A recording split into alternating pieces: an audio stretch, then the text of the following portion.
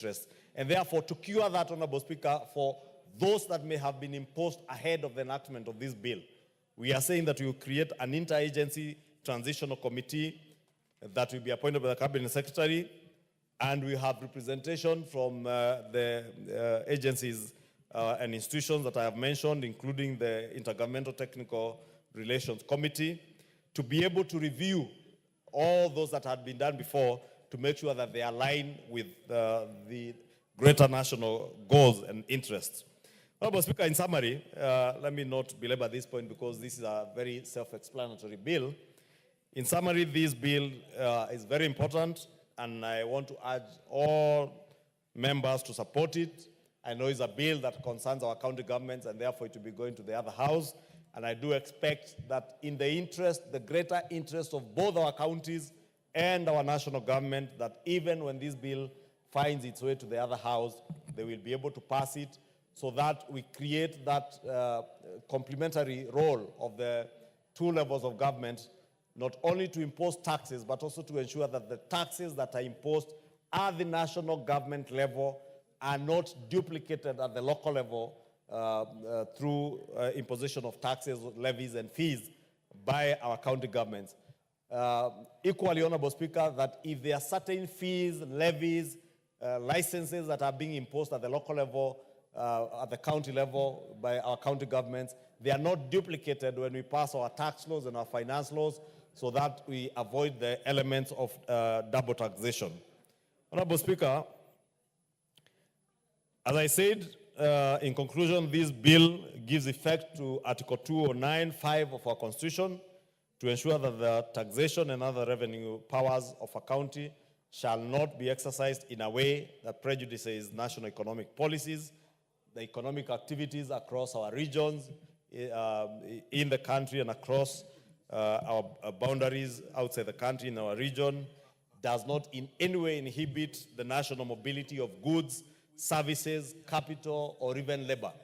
Honorable Speaker, it is possible for counties to impose fees that may limit how even people move.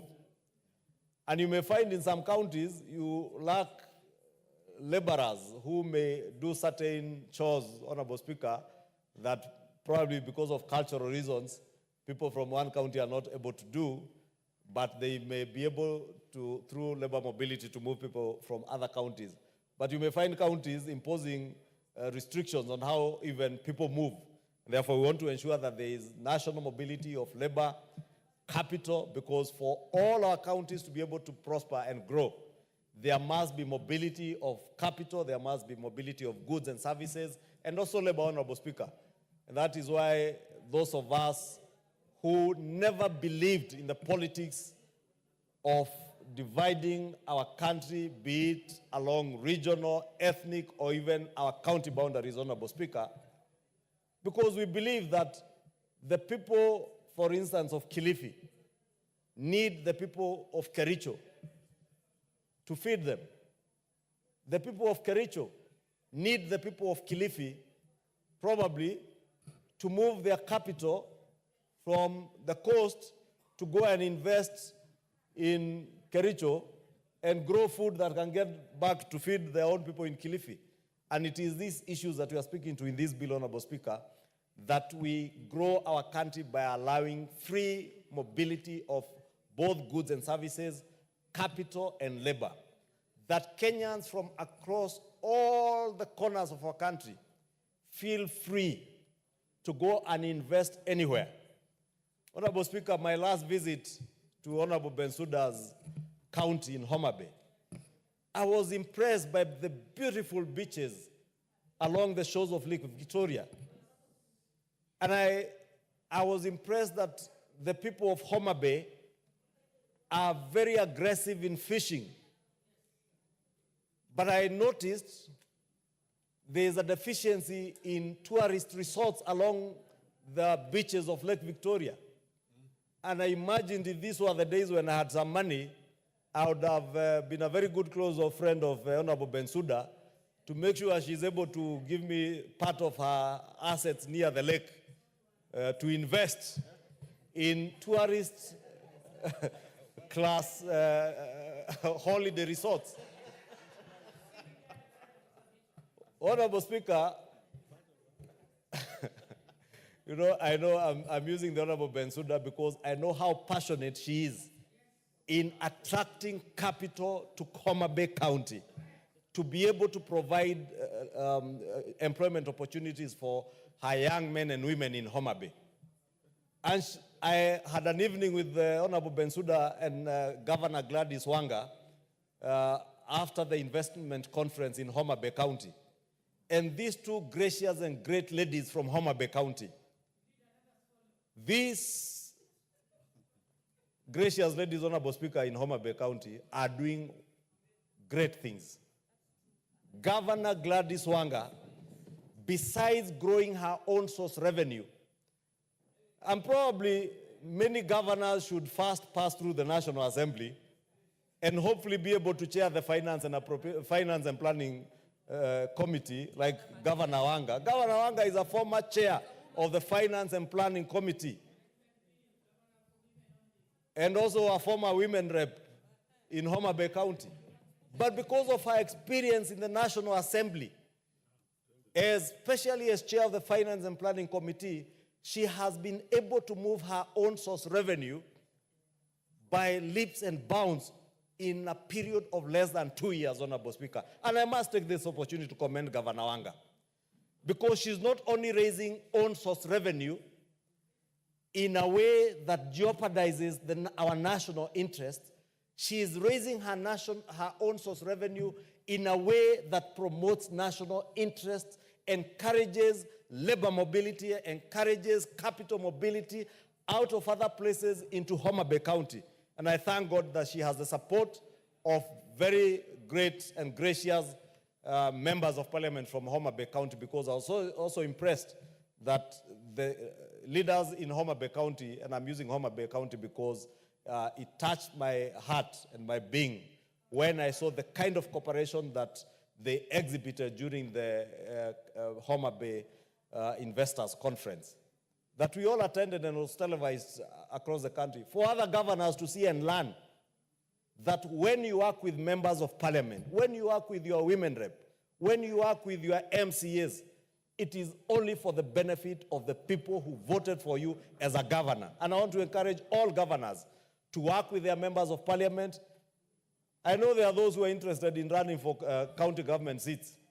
Honorable Speaker, myself, I have said I will never want to run for any county government seat. Therefore, my governor can rest assured that I will never run. But please, don't fear. I know our governor fears the member for Thika, because she portends the potential to be another Gladys Wanga in Kiambu. But I have also said, without lying, Honorable Speaker, that I believe in the power of women leaders. Because our women leaders, Honorable Speaker, are doing great things as governors. Not just Governor Wanga. If you look at my party chair, Governor Cecily Mbarire, she is doing great things in Embu, even with sabotage from a few of us, or one or two of us. It may not be everybody, Honorable Speaker, and we don't have that latitude. I'm not here on a praise and worship session for governors. But I want to encourage them, let them work with other leaders, with their county assembly members, even as we actualize the provisions of this bill, Honorable Speaker, the County Government Revenue Raising Process Bill, that they may use it to encourage not just the cooperation of other leaders, but the cooperation of their neighboring counties and other counties. I look forward to the day, Honorable Speaker, in this country, the governor of Wajir, the governor of Marsabit will be working with the governor of Kiambu, the governor for Nyeri, the governor for Kericho, to make sure that those things that are not available in their counties, they are able to exchange, and there is that free mobility of labor, of capital, so that even those of us who come from crowded counties like Kiambu and Kisii, and Nyamira, for instance, where Honorable Irene Mayaka comes from, that the people of Nyamira, the people of Kiambu will feel free to go and invest in Marsabit, to go and invest in Turkana County or Wajir. And indeed, the people of Wajir, and I must commend our brothers and sisters from the far north, They're investing all over across the country. That is the kind of country we all yearn for. And I want to pray that with this, the enactment of this bill, with your support, honorable members, and with the support of honorable senators, we shall be able to create better revenue-raising measures for our county governments, revenue-raising measures that don't jeopardize our national interests, that encourage not just inter-county trade and inter-county mobility of both capital and labor, but also promote business, promote trade, and promote the prosperity of all our counties and our nation at large. With those many remarks, Honorable Speaker, I beg to move, and I want to request my very able deputy. And Honorable Speaker, when I say my very able deputy, the Honorable Member for Kilifi North, the Honorable Owen Bayer, I mean it, my very able deputy. A deputy who cannot even be impeached. Very well. Because he's very able. Thank you, Honorable Speaker. I beg to move. Honorable Watch, just for the record, I know you are first on the list here, but Majority Leader was within his time. And possibly he has just demonstrated how a bill should be moved.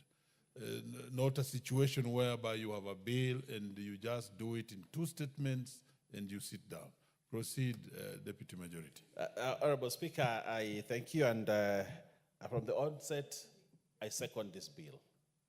Honorable Speaker, the first thing I want to say is this is very on time bill, because if we have a bill like this, then it regulates and gives really power on what to do in terms of revenue-raising measures. Honorable Speaker, this bill gives effect to the constitutional article number 209(5). And this article, Honorable Speaker, defines the manner in which the national government, through the National Treasury, may exercise its policy oversight role. Policy oversight role.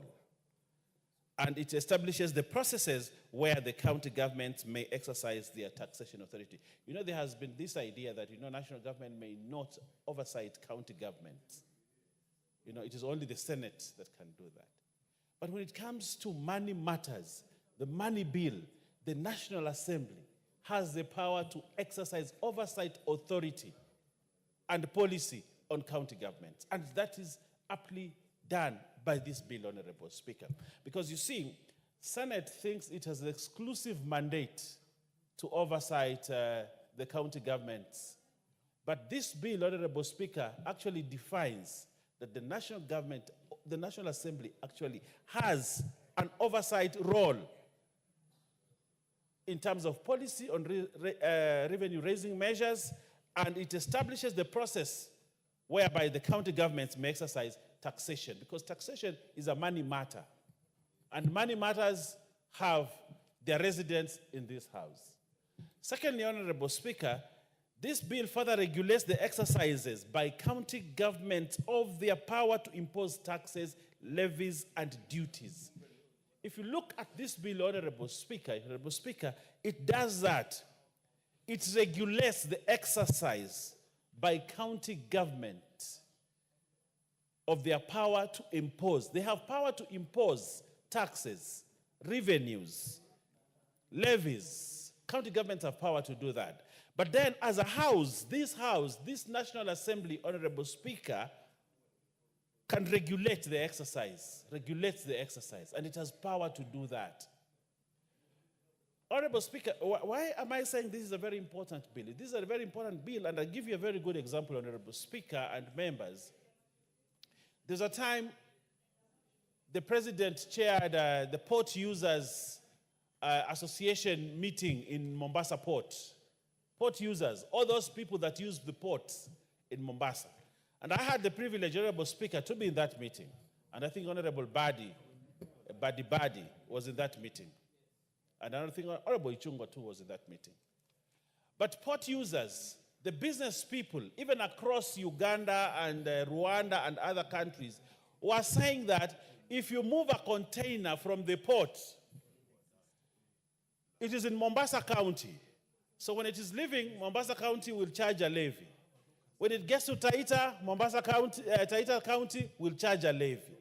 When you get to Kajiado, Kajiado will charge a levy. By the time it is crossing in Uganda, the trader has lost so much such that it defeats the purpose of having a port in the country.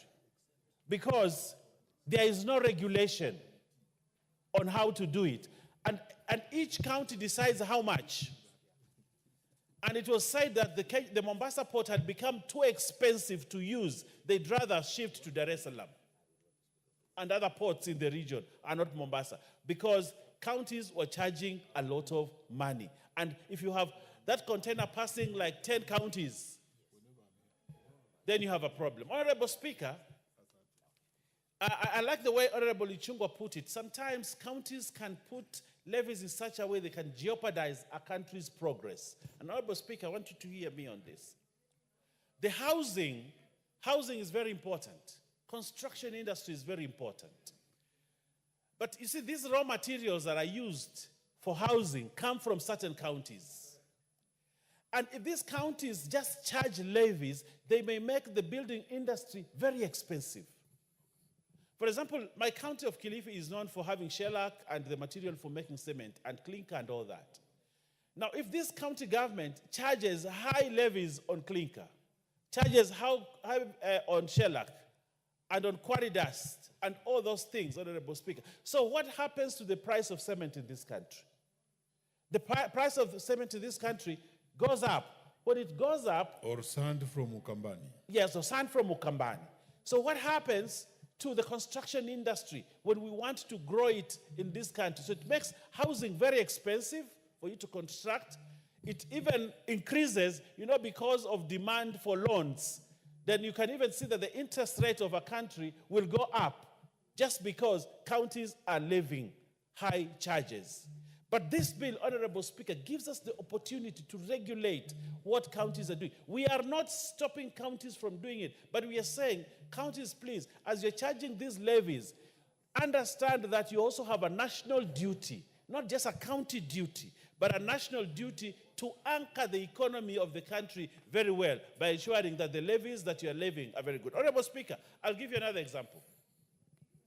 Counties, Honorable Speaker, charge levies on hotels, bed occupancies in hotels. They charge that. But you see, Honorable Speaker, it can make it very expensive for tourism to grow in a country. Because people will check, okay, I want to invest in the hotel industry, but a county is charging me this much, apart from the levies that are charged by the national government. And therefore, an investor may not want to invest in the country because of heavy levies and charges from a county. Honorable Speaker, I want you to look at land rates. Land rates, they are determined by counties. So if we impose high land rates on plots, on property, on land, or we make all properties in a county rateable, if I'm an investor, I will not want to invest in the country because, especially at the cost, because land is expensive because of the rates that are being charged. But who is regulating this to ensure that we do not make investing in this country very expensive, Honorable Speaker? And that's why this bill is important, Honorable Speaker. That's why we need to vote in this bill, pass this bill, have it assented, so that we can ensure that this country grows and that counties do not inhibit the growth of counties. Honorable Speaker, I was talking about bed occupancy in hotels. A tourist comes, he's charged levies, he pays for his bed, and then he's told, here, you have to pay county rates. And the tourist says, wait a minute, supposing I went to Zanzibar, would I pay the same? So, next time, and we're having this as a problem in this country. We do not have repeat visitors. We do not have repeat guests. So it makes marketing very expensive because the rates that are charged in hotels now are very high. For example, you have a county charging garbage collection for one small hotel, 25,000 a month. Garbage only, garbage, a small hotel. And it has been passed by the county assembly in their finance bill. So a small hotel is charged 25,000. That same hotel plays music. The county charges money for music. Noise pollution and all that, it charges that. The same county charges for license, trade license, called trade license. It charges trade license. Then it charges public health license. I hope you understand me, Honorable Speaker. So when you put all these levies, when you put, Erin Mayaka wants me to address her. So if you put all these levies together, it makes it very expensive for you to operate that outfit because it's not regulated. And if we must look at ease of doing business in a country, ease of doing business, Honorable Speaker, which Kenya is ranked, as one of those countries that is improving in terms of ease of doing business in the country. One shop, it's called one-stop shop. You pay all levies and taxes. Even the issue of tax administration itself, levy administration itself, becomes very expensive if it is not regulated. Honorable Speaker. So, Honorable Speaker, this is a very important piece of legislation that we must hasten to make this country a country that has good index in terms of ease of doing business. So that countries do not levy and continue to levy and continue to levy. You are excitingly supporting this bill, so Kenyans are following. So how is the bill moderating, regulating?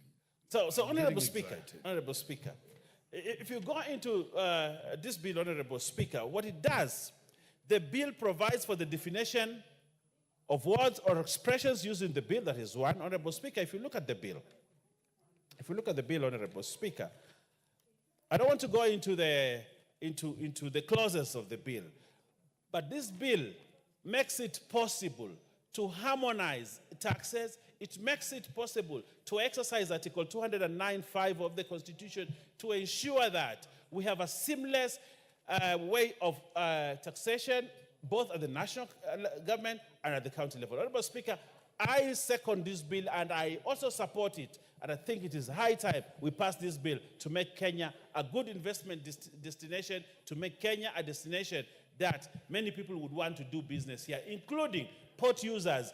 Don't get frustrated because of the many levies that counties are imposing.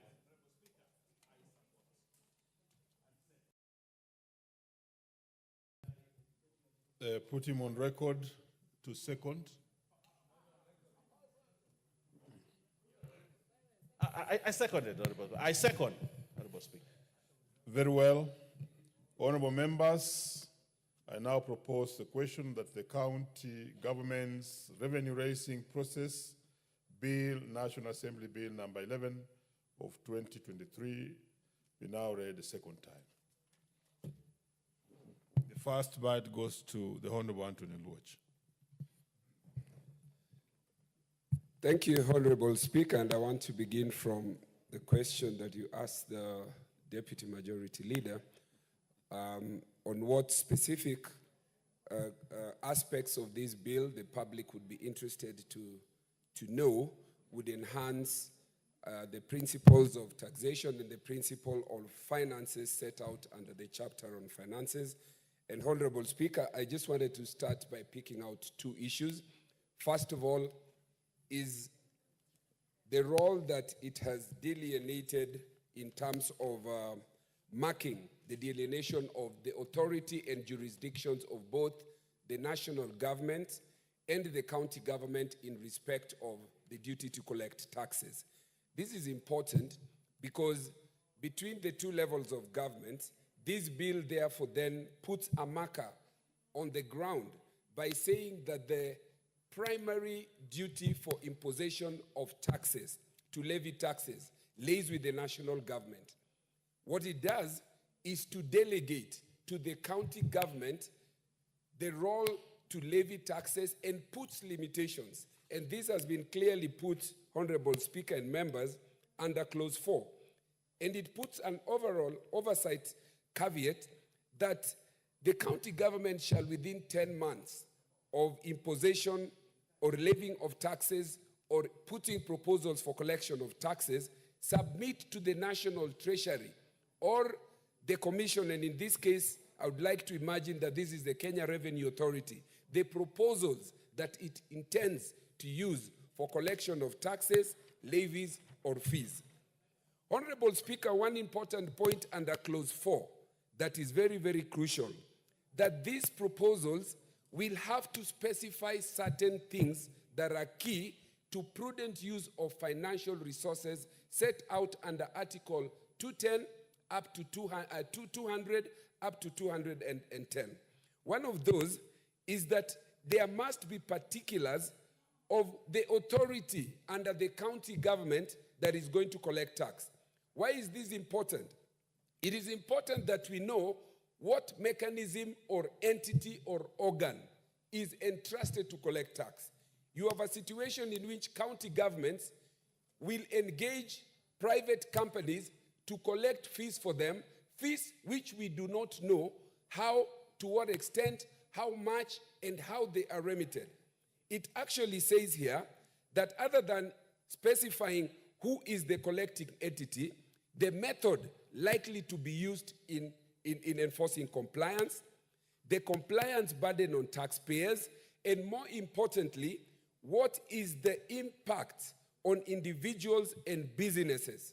One of the things that must come out clearly in this bill, and which I think we should propose in terms of the third reading, is what we find under Article 201 of the Constitution up to 209, that the benefits of taxation must be shared equally, so that as we delegate the power to collect taxes to the county government, it cannot be that the people who voted or didn't vote for or did not support a current county government will suffer under development arising out of taxation that everybody, without exception, is required to share the burden of.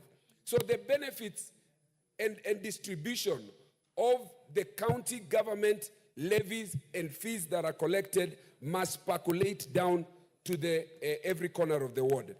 One of the key tenets of our Constitution, and especially Article 118, is a requirement to consult, seek views, and have public participation.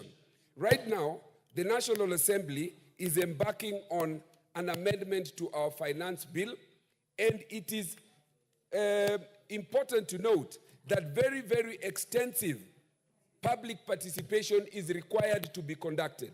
So it will behoove our county governments to ensure that even as they collect views which they will submit to the Kenya Revenue Authority and the National Treasury on the fees that they will levy, the people must be consulted on what are these fees, to what extent, what are the impact, and what are the pitfalls that are likely to come as a result of the imposition of these fees.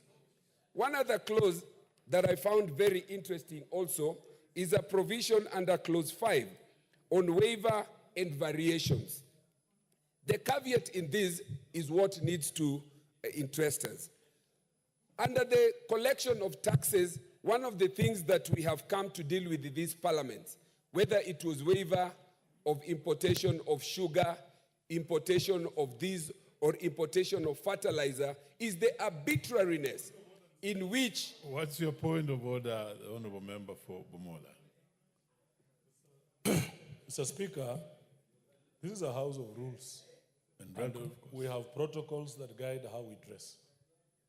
Is the MP for Funyula properly dressed to be in this house? He looks like a village circumciser from Western Kenya. Honorable Speaker, I want you to rule him out, to find him out of order, because that is not proper dressing. He is in a combat trouser as if he's going for war. And look at his shirt, Honorable Speaker. There is nobody, he's making some people get scared here. He's looking like a circumciser. And you know what that means, Honorable Speaker?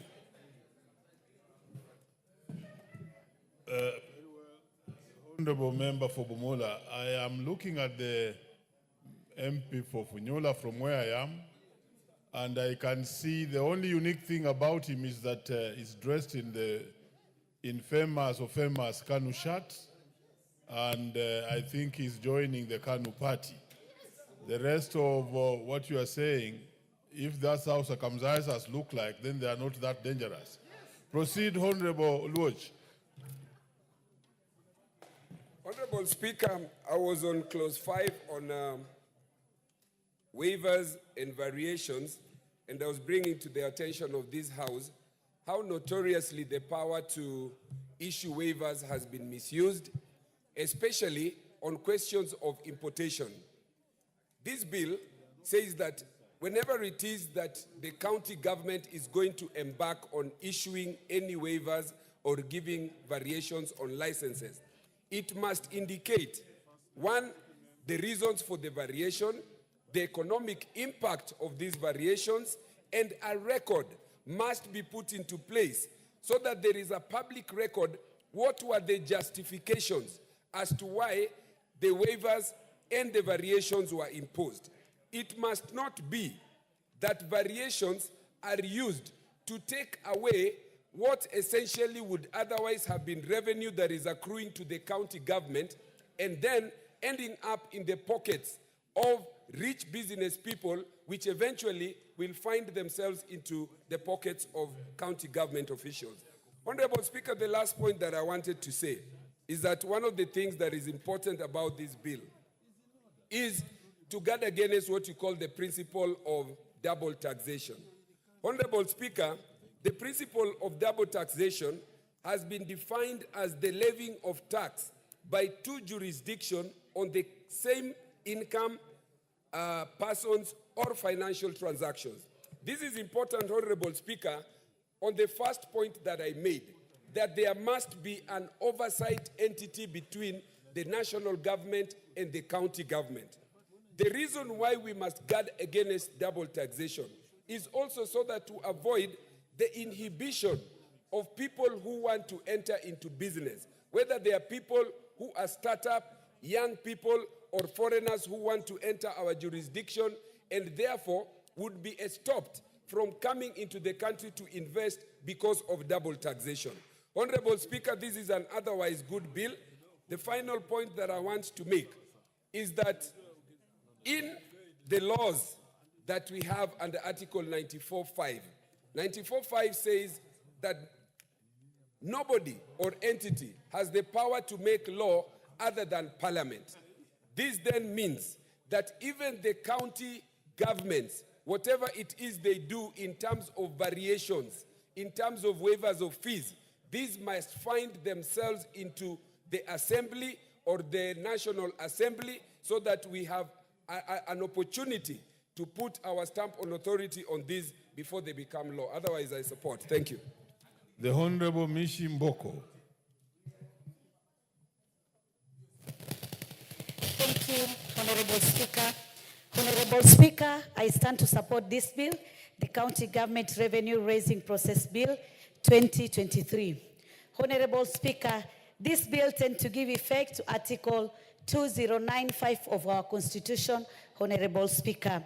And Honorable Speaker, my justification to support this bill lies on 5 points. My point number 1, Honorable Speaker, it is on the issue of standardization and transparency in revenue collection. Honorable Speaker, this bill tends to introduce a standardized process for all the county government, that is the 47 county government, in terms of to impose, vary, or waive taxes, fees, levies, and other charges, Honorable Speaker. By doing so, Honorable Speaker, we will ensure consistency and transparency across all the 47 counties, Honorable Speaker. Honorable Speaker, when I look at this bill on clause 5 of the bill, it outlines a clear procedure for introducing new taxes or fees, whereby it states the county needs to submit a detailed proposal to interagency committee. The interagency committee is going to be established through this bill, and it's going to have some representative from the national and the county bodies. So it means there'll be some consultation even before we make the final decisions in terms of the taxes, the fees, levies, and other charges. There'll be some consultation so that we ensure we don't jeopardize the national policies, or rather the national policies in terms of economic activities, Honorable Speaker. Honorable Speaker, my point number 2, it is in terms of enhancing oversight through the interagency committee. Honorable Speaker, clause 4, I'm reading here clause 4, it says that it is going to establish interagency committee on county taxes and charges. And as I said previously, it's going to have some membership as representative from both the national and county bodies, Honorable Speaker.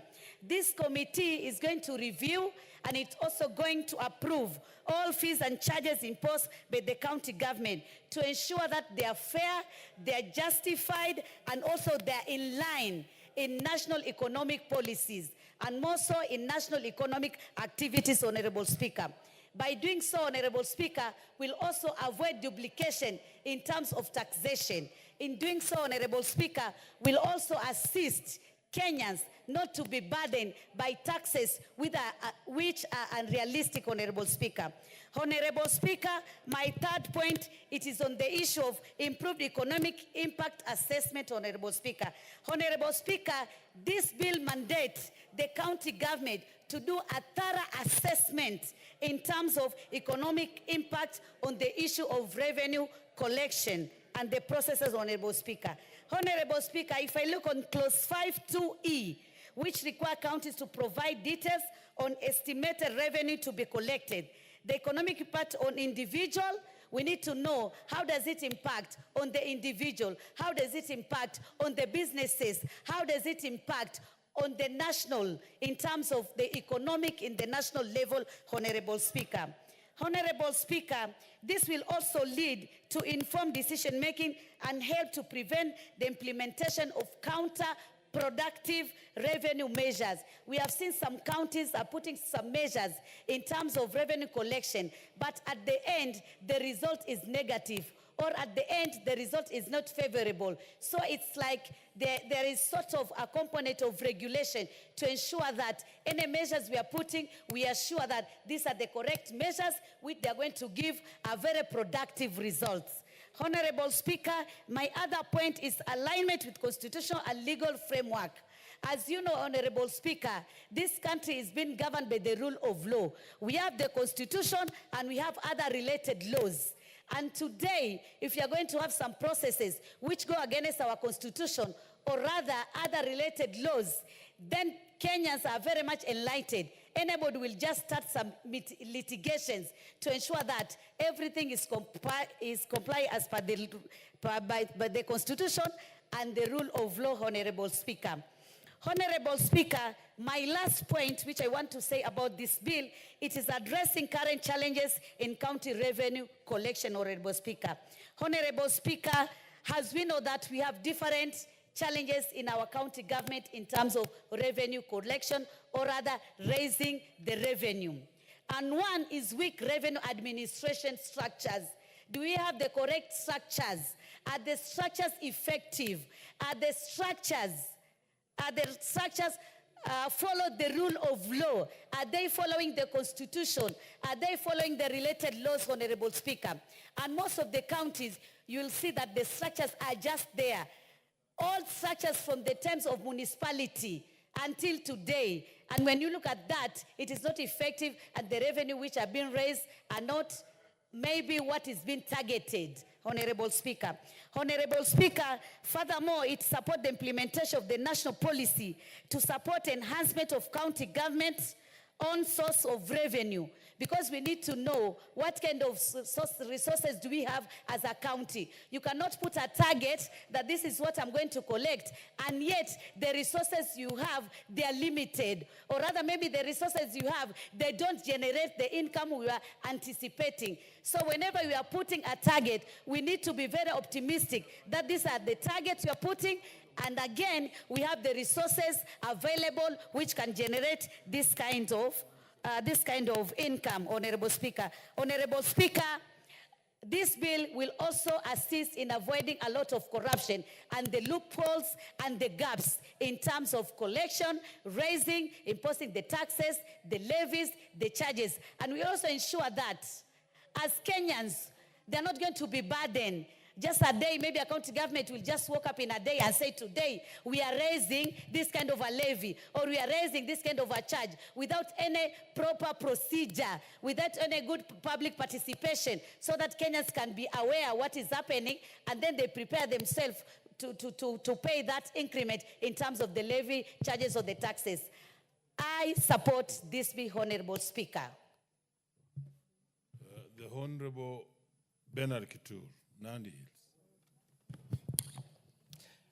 Thank you very much, Mr. Speaker, to give me the opportunity to contribute on this very important bill, on the revenue raising process bill of the county government.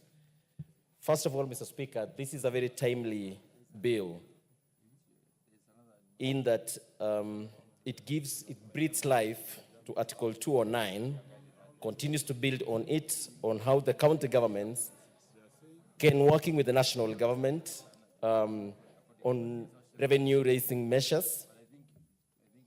In the onset, Mr. Speaker, Article 209 speaks to the aspect of national economic policies when any levy is being levied, that the county governments must have taxes that allow for national mobility of goods, services, and capital or labor, as well as having equity across the country.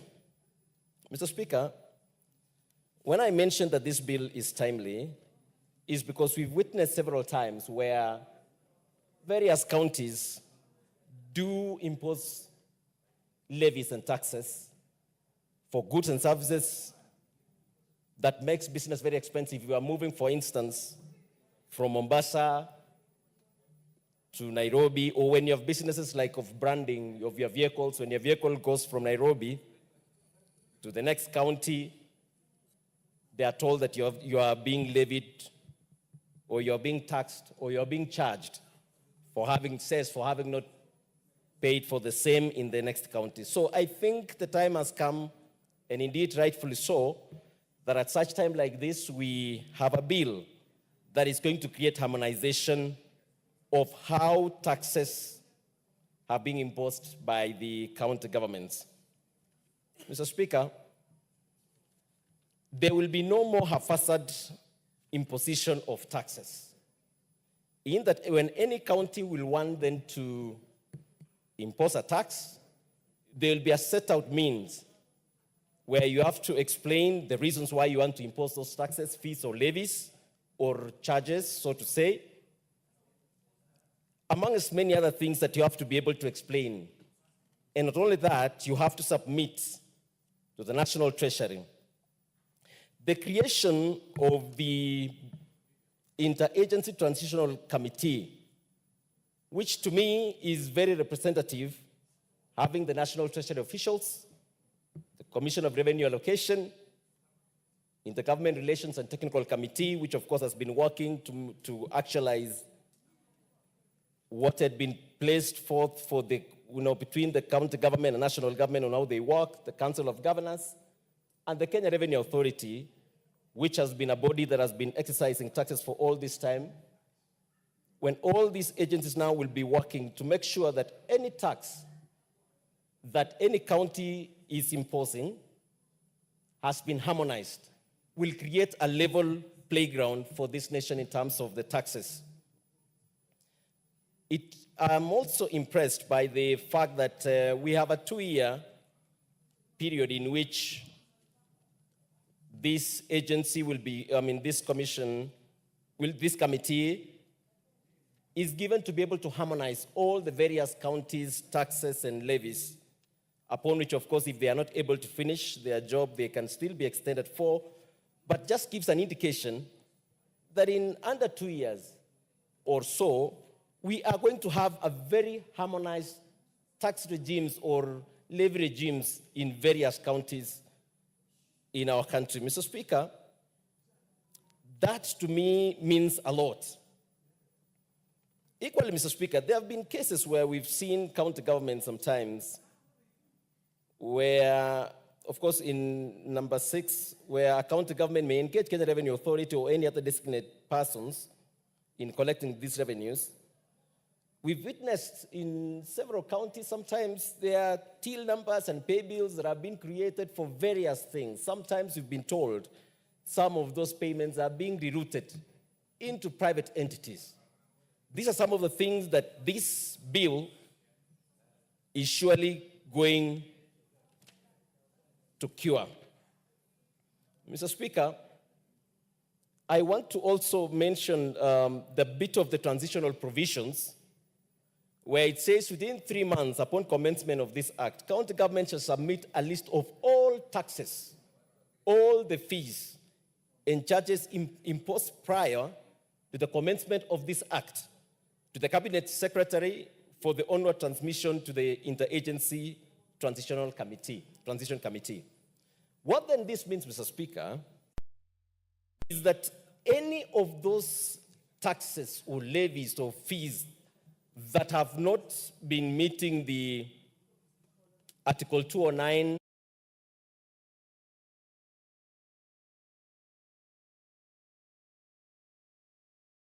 because I continue to say, will harmonize and clean up the uneven landscape of tax regimes that are within the various counties, as it were.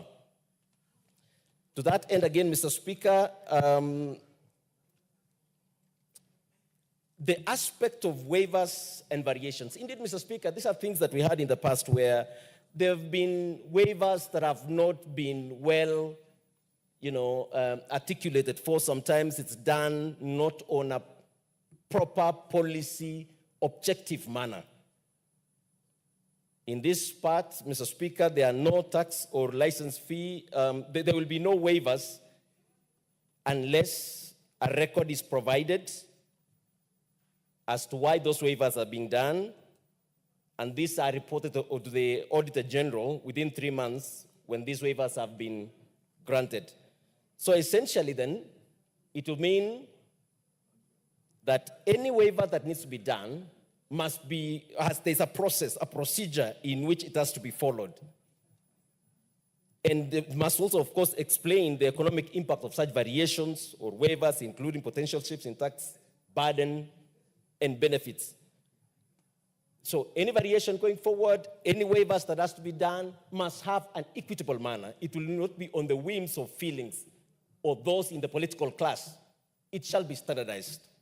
Therefore, Mr. Speaker, when I look at all this, I feel again that this is very timely bill that is going to even the tax regimes, the way the county governments will continue to impose taxes across, and business people will have a predictable environment on doing their businesses. I thank you, Mr. Speaker, and I support this bill. The Honorable Wilberforce Oundo. Thank you, Honorable Speaker. And the Speaker, I'll seek your indulgence that, Honorable Speaker, it's unfortunate that the mover of the bill or whoever is representing him in respect of this bill is conspicuously absent. So, Honorable Speaker, probably whatever we are talking about here is just music to our own ears. Nobody cares to listen and ensure that's transmitted to. Honorable Speaker, I didn't know when did you become a representative of the majority party leader. Honorable Speaker, this bill raised some fundamental issues that requires to be interrogated soberly, objectively, and devoid of romantic obsession with the politics of the day. Honorable Speaker, the country in its wisdom created 2 levels of government, and in creating 2 levels of government, they made safeguards in respect to ensure that all levels of government operate independently and complementarity. Honorable Speaker, I see this bill as a mere duplication. Honorable Speaker, I see this bill as a mere duplication of the existing acts of parliament. Honorable Speaker, I want to draw to the National Assembly, to the leader, the majority party, and the people of Kenya, that, Honorable Speaker, whatever this bill purports to address or cure is already taken care of, Honorable Speaker, under the PFM Act, Public Finance Management Act. Honorable Speaker, likewise, Honorable Speaker, when you look at the provisions of the constitutions that are explicitly clear on the processes to be undertaken, to be followed in the preparation of budgets and imposing revenue collection measures. So, Honorable Speaker, this bill cures really nothing. Honorable Speaker, this year, on 28th June 2024, this Parliament, this National Assembly, passed the County Licensing Uniform Procedures Act, number 8 of 2024. It was accented to by the President on 28th June 2024 and is due to come into operations on 29th December 2024. So whatever this bill is trying to do is already covered for. Honorable Speaker, when you go to Public Finance Management Act, Honorable Speaker, all the way from Section 132 that deals with revenue raising measures of county government is explicitly clear on what the processes and the stages to be undertaken. So everybody, I would wonder, for what purpose is this particular bill, Honorable Speaker? Honorable Speaker, you go to Article 2093 of the Constitution of Kenya, provides that the counties are authorized to raise taxes in forms of property rates. Honorable Speaker, this House, last week, we passed the mediated version of the National Rating Act, or National Rating Bill, which I do believe probably by now is already accented to. So essentially, whatever it's purporting to cure here is already taken care of, Honorable Speaker, by that particular Act of Parliament.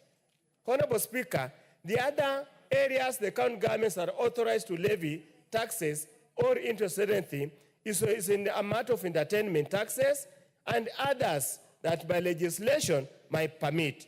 Honorable Speaker, is my submission, those kind of aspects are already covered for under the County Licensing Uniform Procedures Act. Honorable Speaker, when you look even under this bill, there is nowhere under Article 209, Article 210 of the Constitution that requires the National Parliament or Parliament, whether National Assembly or National or Senate, will generate any other bill or any other legislation to guide how the county governments will provide for in terms of taxation. Honorable Speaker, when we talk about the principle of national economic policies, economic activities across county boundaries, or national mobility of goods, services, capital, or labor, the Constitution, Honorable Speaker, does not domicile the determination whether a tax is against national economy, national policy, under its economic activities across the boundaries, or affects mobility of goods and services, either in the national treasury or any amorphous body that's being purported to be here.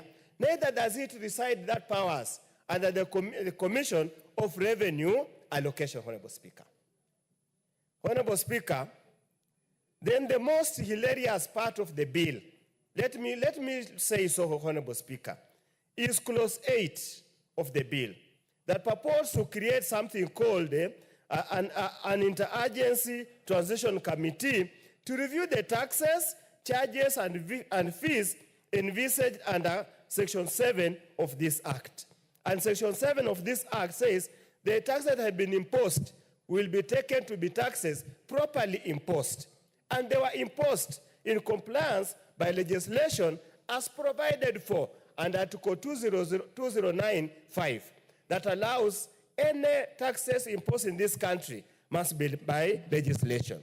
Honorable Speaker, the purported Interagency Transition Committee is actually usurping the powers of Intergovernmental Budget and Economic Council established under the County Government Act. Honorable Speaker, what are we talking about? Honorable Speaker, allow me, and I will seek your indulgence. When you go to Section 132, Section 132 of the Public Finance Act, and this relation to county government, it reads, not later than 90 days after passing the appropriation bill, the county assembly shall consider and approve the finance bill with or without amendments. Honorable Speaker, the bill says that if a county government intends to impose any revenue raising measure, it must submit to the National Treasury and the Commission their proposal 10 months before imposition. Yet, the PFM talks about 90 days. So, Honorable Speaker, is it this a contradiction? Is indeed not a contradiction. Are we purporting then to amend the Finance Act? Then in that event, in the memorandum of objects and reason, the bill should have clearly stated so, that we are trying to oust the provisions of the Public Finance Act and imposing a new one. Honorable Speaker, as I said, we are so quick to legislate. We are so quick to legislate to resolve a matter that's of no national importance. Honorable Speaker, the Minority Whip, a few hours ago, in this afternoon city, wondered loudly, and when Honorable Millie Odhiambo wonders loudly, it should concern the fabric of this nation. Why are we in a hurry to fix things that are already working? Why are we in a hurry to break, to spoil, to damage the things that are working so that they don't work at all? Honorable Speaker, what this bill purposes to do, Honorable Speaker, is literally to superintend the national government or national treasury to superintend over the works of the county governments in blatant contravention of the Constitution. I really sometimes wonder, Honorable Speaker,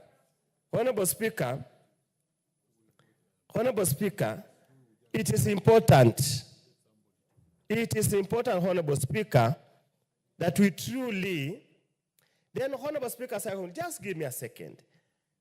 Again, under clause 9, the committee shall in consultation 9.2, in respect of the taxes or the revenue raising measures that existed before. The committee shall, in consultation with the public, review the taxes, charges, and fees under Section 7 and make recommendation on a label list of such taxes, charges, and fees to the Cabinet Secretary for consideration. What if the Commission or the committee says the bill, the fees, the licenses, the charges, and the taxes that we imposed prior to the coming into effect of this bill were unconstitutional, they were against public spirit, the people of Kenya have rejected?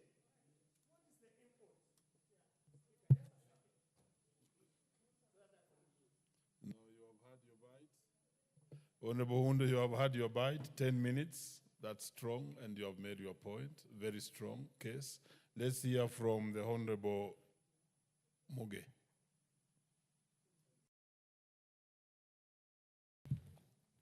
Thank you, Honorable Speaker, for giving me the opportunity to contribute to this bill on the floor of the House.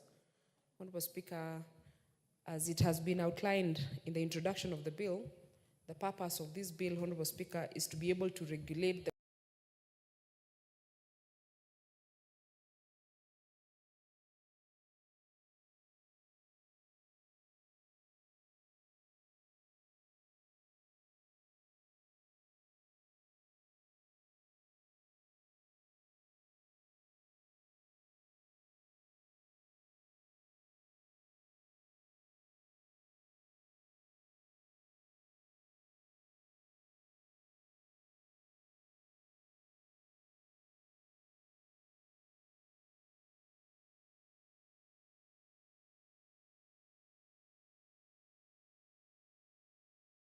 process of tax imposition, Honorable Speaker, at the issues and the interests of the county governments. But Honorable Speaker, this House has gone through, it's packed and it is also short, Honorable Speaker.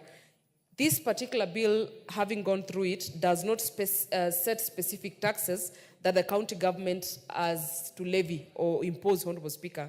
And Honorable Speaker, this particular part of it, Honorable Speaker, does not take away the innovation or the innovativeness of the county governments and leaderships to be able to do, to think outside the box and know where to levy taxes, Honorable Speaker.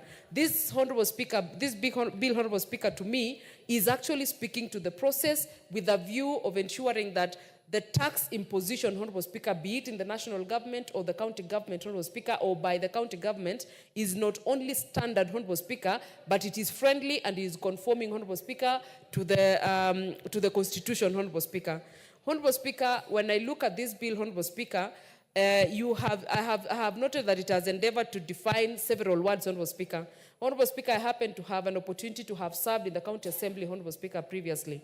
In the County Assembly, Honorable Speaker, we used to have a lot of issues and back and forth between the definitions of some of these items, especially when it came to PFM, the PFM Act and the County Governments Act, Honorable Speaker. And I am glad that this particular bill has endeavored to define some of those words, Honorable Speaker, in a technical manner to provide exactness, Honorable Speaker, so that we don't have litigations, because most of the litigations that we have are majorly on interpretation of some of the explanations that has been given to some of these words used in those bills, Honorable Speaker.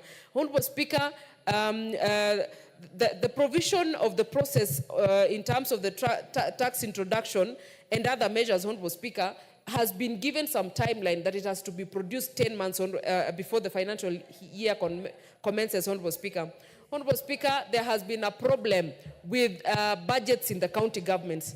The people in the county governments, Honorable Speaker, have this insatiable need to run after time, like someone who has booked a ticket, the flight leaves at 6:10 a.m., and they are busy running with their bags to the airport at 6:11 a.m., Honorable Speaker. And this is exactly what they do down there, Honorable Speaker, and we end up with the circus and the mayhem in the counties where the money is not there, and therefore people who offer services that are very integral to the people, Honorable Speaker, go and down their tools because of the inefficiencies. Honorable Speaker, I hope that this particular provision, that this has to be provided 10 months before the financial year commences, is able to help somehow, not entirely, of course, because there is an array of issues on that matter, Honorable Speaker, but I hope that it will somehow bring some sanity so that people can be able to settle on what they are going to tax and at how much, and then be able to do their budgets and be able to do their the bills, Honorable Speaker, for the next financial year. Honorable Speaker, I have looked at this bill, and I have seen that it is trying to help the issue of double taxation. And I appreciate that, Honorable Speaker, because most of the time we go through double taxation. I come from a county that has the multinationals, the T zones. We had a problem for 4 years, and it is still persistent, Honorable Speaker, because of the levies and some of the levies that we wanted them to give to the county government. And they would always go to court, Honorable Speaker, saying that this is double taxation. You cannot tax items that have been set aside to be taxed by national government, and you come again in as a county government and be able to tax it. Honorable Speaker, I think it will be able to help with double taxation, and even with the other items and services that go through the borders of the counties, Honorable Speaker. I hope this is going to help in that part. Lastly, Honorable Speaker, we have a transition clause that I am a bit jittery about, Honorable Speaker. IBEC, Honorable Speaker, has the responsibility to be able to deal with these matters. And again, Honorable Speaker, if you look at the proposal, it proposes a 5-member committee. Honorable Speaker, when you look at it, Honorable Speaker, the Interagency Transitional Committee that is by the Cabinet Secretary for the purposes of reviewing all fees and charges imposed by county governments prior to commencement of this act, Honorable Speaker. Honorable Speaker, I have a little problem about this, Honorable Speaker.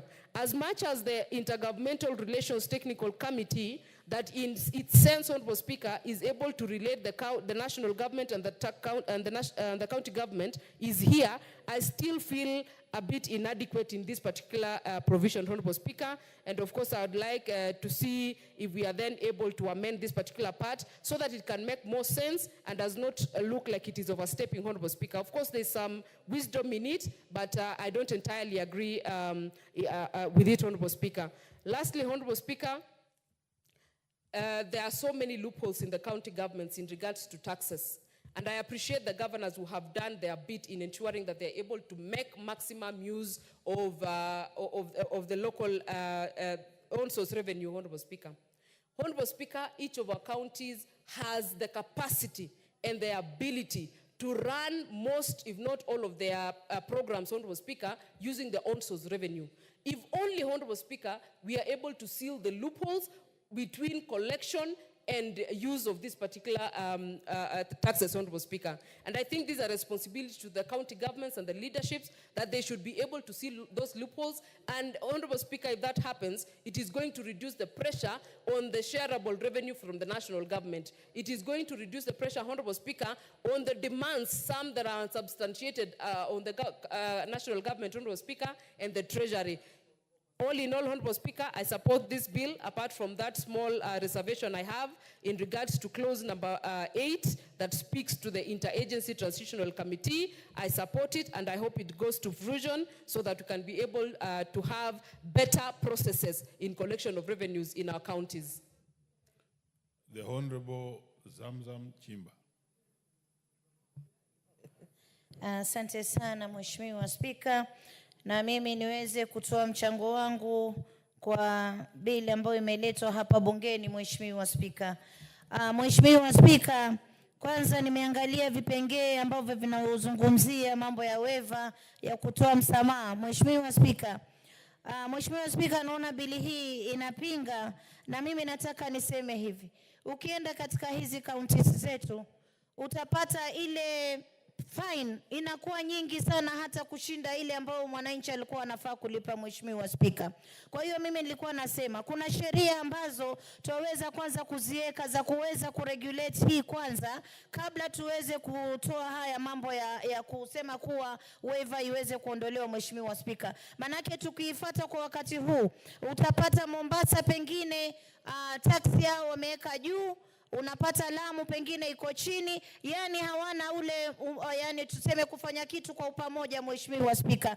na hii inadhuru sana wanabiashara. Mheshimiwa Spika, Mheshimiwa Spika, tukiangalia katika SES, nimemsikia Mheshimiwa Wenbai akisema mpaka containers zinachajiwa katika SES kila sehemu akivuka, lakini containers sijasikia. Kile ambacho nimesikia ni chakula, haya malori ya chakula yanatoka shambani, akifika Nakuru anachajiwa, akifika Naivasha anachajiwa, akifika kule. Sasa hii yote inakuwa inaleta hasara kubwa sana kwa yule mwanabiashara. Mheshimiwa Spika, na tukitaka kukuza uchumi lazima tutoe nafasi ya production iweze kupata nafasi ya kujiinua. Mheshimiwa Spika, Mheshimiwa Spika, kitu ambacho mimi nakiunga mkono katika bili hii ni kuweka zile structures za kuweza kuhakikisha kuwa ile collection inafanywa sawa sawa na inafuata sheria. Mheshimiwa Spika, lakini pia kuna issue ambayo mheshimiwa mmoja amezungumza hapa ambayo inahusiana na bylaws za county. Mheshimiwa Spika, ikiwa county na bylaws zao ambao wanafuatilia, basi hapo inampa mwananchi, ikiwa amepata sintofahamu, aweze kwenda kotini, aweze kushtaki na atapata haki yake. Mheshimiwa Spika, sasa sijui zitawiana vipi na zile sheria ambazo ziko katika national government.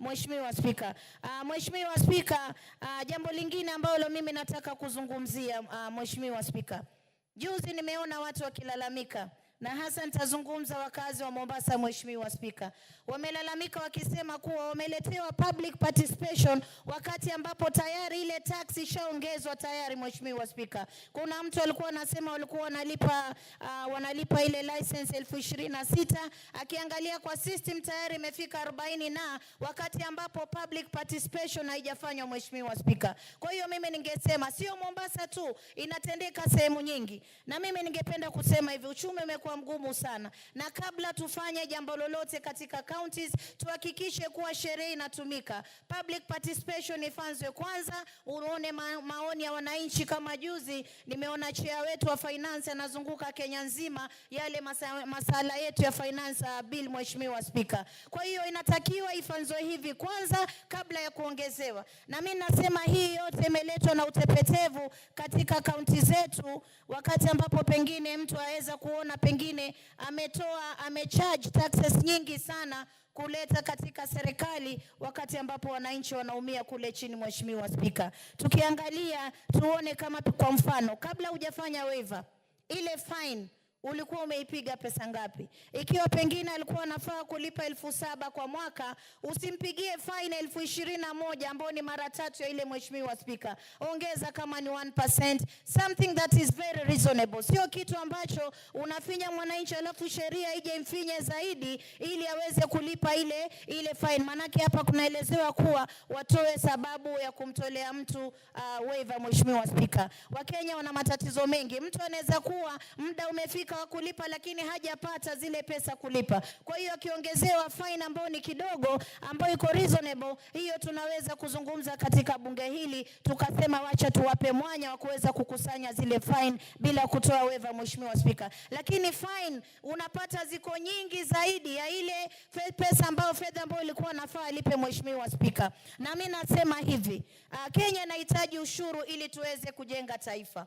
Lakini sasa tuende hatua baada ya hatua, tusiweze kumfinya mwananchi sana. Na Wakenya pia inafaa waelewe kuwa bila kutoa ushuru hatuwezi kuwa na taifa. Kwa hiyo ikifikia wewe una sehemu ya biashara yako, toa ushuru wako kwa wakati ili uweze kuweka taifa liweze kufanya maendeleo, upate barabara, upate mashule, upate kila kitu, kwa kuwa wewe utakuwa unatoa ile tax kwa mapema. Mheshimiwa Spika, lakini tukisema tunakwepa kulipa tax pia itakuwa inaregesha taifa nyuma. Na kama vile nilisema pale mwanzo, nikaelezea hata ile finance bill inayozunguka. Mheshimiwa Spika, tuifanye isiwe kila mwaka Mkenya hawezi kupata mwanya wa kupumzika. Tuangalie ile finance bill itaweza kutusukuma miaka 2, miaka 3, ili baadaye tukiona mambo yamekaa sawa, uchumi umekaa sawa, tunaweza tukaintroduce finance bill nyingine. Mheshimiwa Spika, lakini kila mwaka itakuwa sisi tunawafinya wale wananchi. Kwa hiyo mimi Mheshimiwa Spika, naona hii bill iko very harsh kwa mwananchi, iko na contradictions nyingi. Mheshimiwa Spika, mimi naomba ambayo alileta hii bill waweze kurudi waipige msasa, warekebishe sehemu ambazo zina utata, walete hapa tutajadili, ikiwa sawa tutaipitisha. Mheshimiwa Spika, asante sana. Kwa hivyo unaiunga au uiungi? Lakini hata hivyo napinga kwa sasa paka ipigwe msasa. Mheshimiwa Spika, let's have the Honorable Gichimu Githinji to speak on this. Thank you, Honorable Speaker. Let me start by saying that this bill is squarely and properly before this House, because under Article 209(5), if I may read,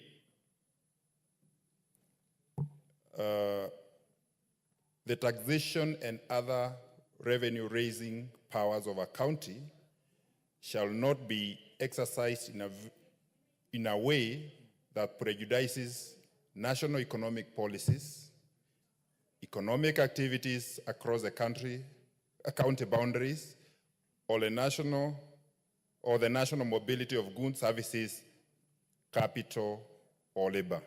Why am I saying it's rightly in this House? Because these economic policies must be understood. The process and the procedure must be understood across all the county governments, because we have 47 county governments, so that we can have it. This act is not in any way dictating how where the county government will get its taxes. It is just giving a guide so that every county will follow the procedure that has been prescribed in this bill. And one of the areas that has not been happening before, county governments have not been submitting tax proposals to the National Treasury and the Commission on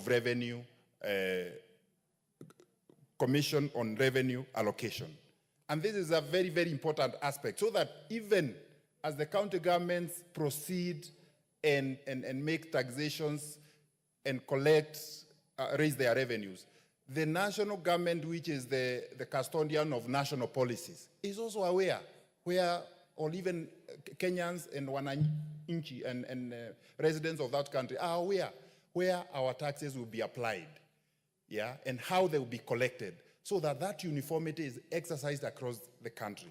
I beg to differ slightly with Honorable Oundo when he says that whatever is covered under this bill is also covered under the County Government Uniform Licensing Procedure Act. That is different because County Government Uniform Procedure Licensing Act talks about how counties can uniformly license across the country. And we can have an entity having business in different counties so that when I apply for a license, for example, in Kirinyaga, that procedure will also apply in Kakamega, will also apply in Vihiga, and will also apply in any other county. But in this one, a county government is tasked by this, it has its own ways of raising taxes. And that taxes doesn't have to be levied by another county because it also depends on where they are seeking to source their revenues from. So I think this is a bit different. And going now into the meat of the bill, Mr. Speaker, I support that every tax and waiver must be legalized to avoid arbitrary decisions being made by the person who is in leadership on where and when to waive. So when this bill requires that every waiver or any taxation must be put into the registration, that is actually the right way for all the counties to do to avoid arbitrary decisions being made depending on who is in power and who is leading a county government. However, Honorable Speaker, there are also some areas that require amendments in this bill. Like, I would be proposing an amendment under clause 10, whereby the committee, the term of the committee has been indicated to be a period of 2 years, all as may be determined by the cabinet secretary. That clause also ought to be amended so that we can have a clear live or a clear term for this interagency transition committee, which is also very, very important because before this law comes into force, there are some counties which have already, they have their revenue raising measures and must be given time to translate into this act. So it cannot be left at the whims of the cabinet secretary to say, because the cabinet secretary may also say that the life of this agency might even be 10 years and it might not serve any purpose. Then another amendment that I would also be seeking is that regulations cannot be made to cover the areas that have not been covered by this act. Regulations cannot be made to implement, to make it possible to implement the act. But they cannot be made to cover the gaps that have not been addressed by this act. We should make sure that we amend the act to make sure that we cover all the areas, but we cannot give the minister or the CS an opportunity to make law that would be substantial just like the act. So I would be seeking to amend clause 11 so that the CS will only have powers to make regulations generally or specifically for the purposes of implementation of this act. Otherwise, so that I can also pave way for other members to make contributions. This is a fairly short bill. I support, and I will also be seeking amendments in the areas that I've indicated, or any further that I feel that will enrich this bill for the benefit of this Kenya across all the counties. Thank you, Honorable Speaker, for that opportunity.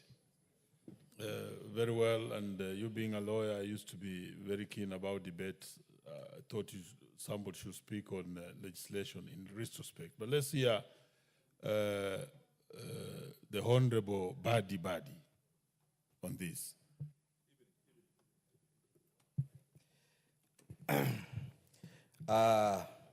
Asante sana Mheshimiwa Spika kwa kuweza kunipa nafasi hii ili na mimi kuchangia katika mswada huu wa 35 wa mwaka 2024 juu ya utaratibu wa uokotaji wa ushuru katika gatuzi zetu, yani County Government Revenue Raising Process Bill. Mheshimiwa Spika, mimi nataka kuunga mkono kwanza kusema kuwa hali hii si hali mbaya, ni hali ambayo itaweza kutusaidia ili kuona kuwa sio wote katika ushuru na litafaidi vipi mwananchi wetu. Na vile vile Mheshimiwa Spika, nasema kwenye jambo hili kwa wale madiwani wa mara ya kwanza, yani first timers, ambao katika kila county government ama gatuzi kuna sheria zake ambazo zinaitwa bylaws, na vile vile hawa madiwani kuona kuwa bylaws zile zikiweza kupitishwa ziwe hazitaweza kumuumiza mwananchi ambaye anamwakilisha katika sehemu yake. Lakini Mheshimiwa Spika, katika mambo haya ya leo kuna mambo ambayo kidogo nitatofautiana na ndugu yangu Mheshimiwa Owen Baya ambaye amenitaja kwa jina na akataja vile vile Mheshimiwa Kimani Ichung'wah kwa tulikuwa katika forum moja ya port users na tukaona kuwa hii inawezesha kuona kwa kila mahali watu wanachukuliwa ushuru na kuifanya biashara iwe ni ngumu katika hapa Kenya.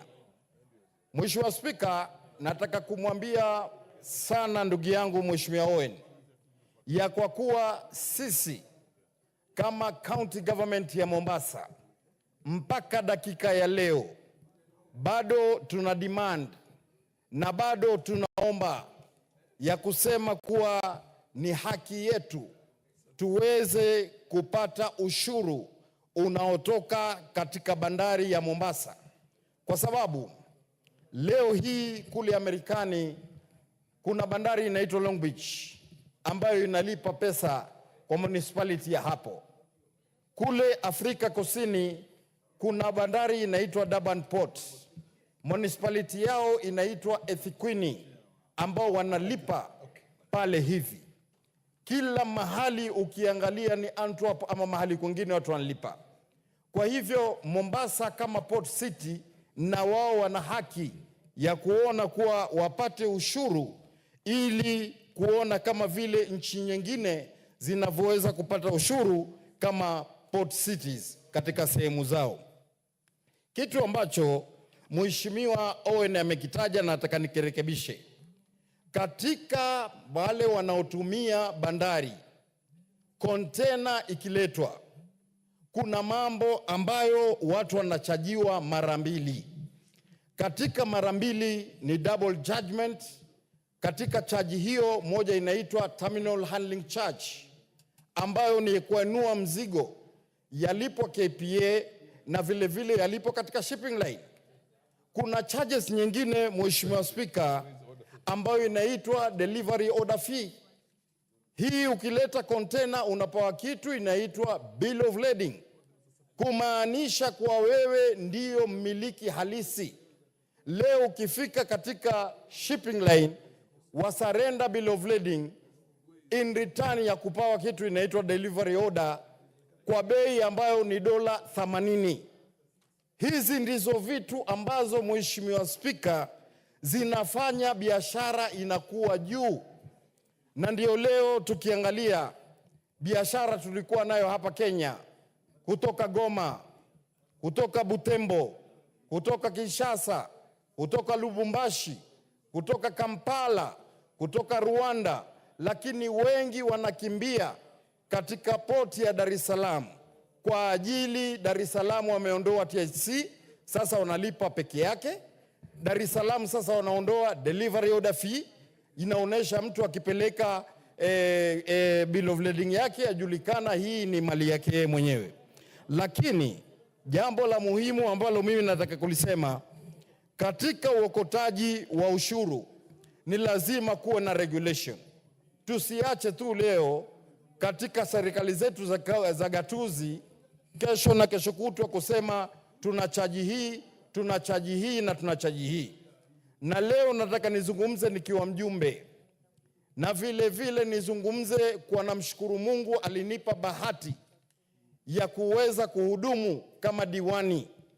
Kwa hivyo mimi naijua katika hali ile. Mheshimiwa Spika, leo serikali za kaunti kila ambacho watakuwa wanaokota sharti kiweze kukimu mahitaji wa hiyo sehemu ambayo wanaitolea hiyo pesa ya ushuru. Kwa hivyo Mheshimiwa Spika, nataka kuungana na mama wa kaunti.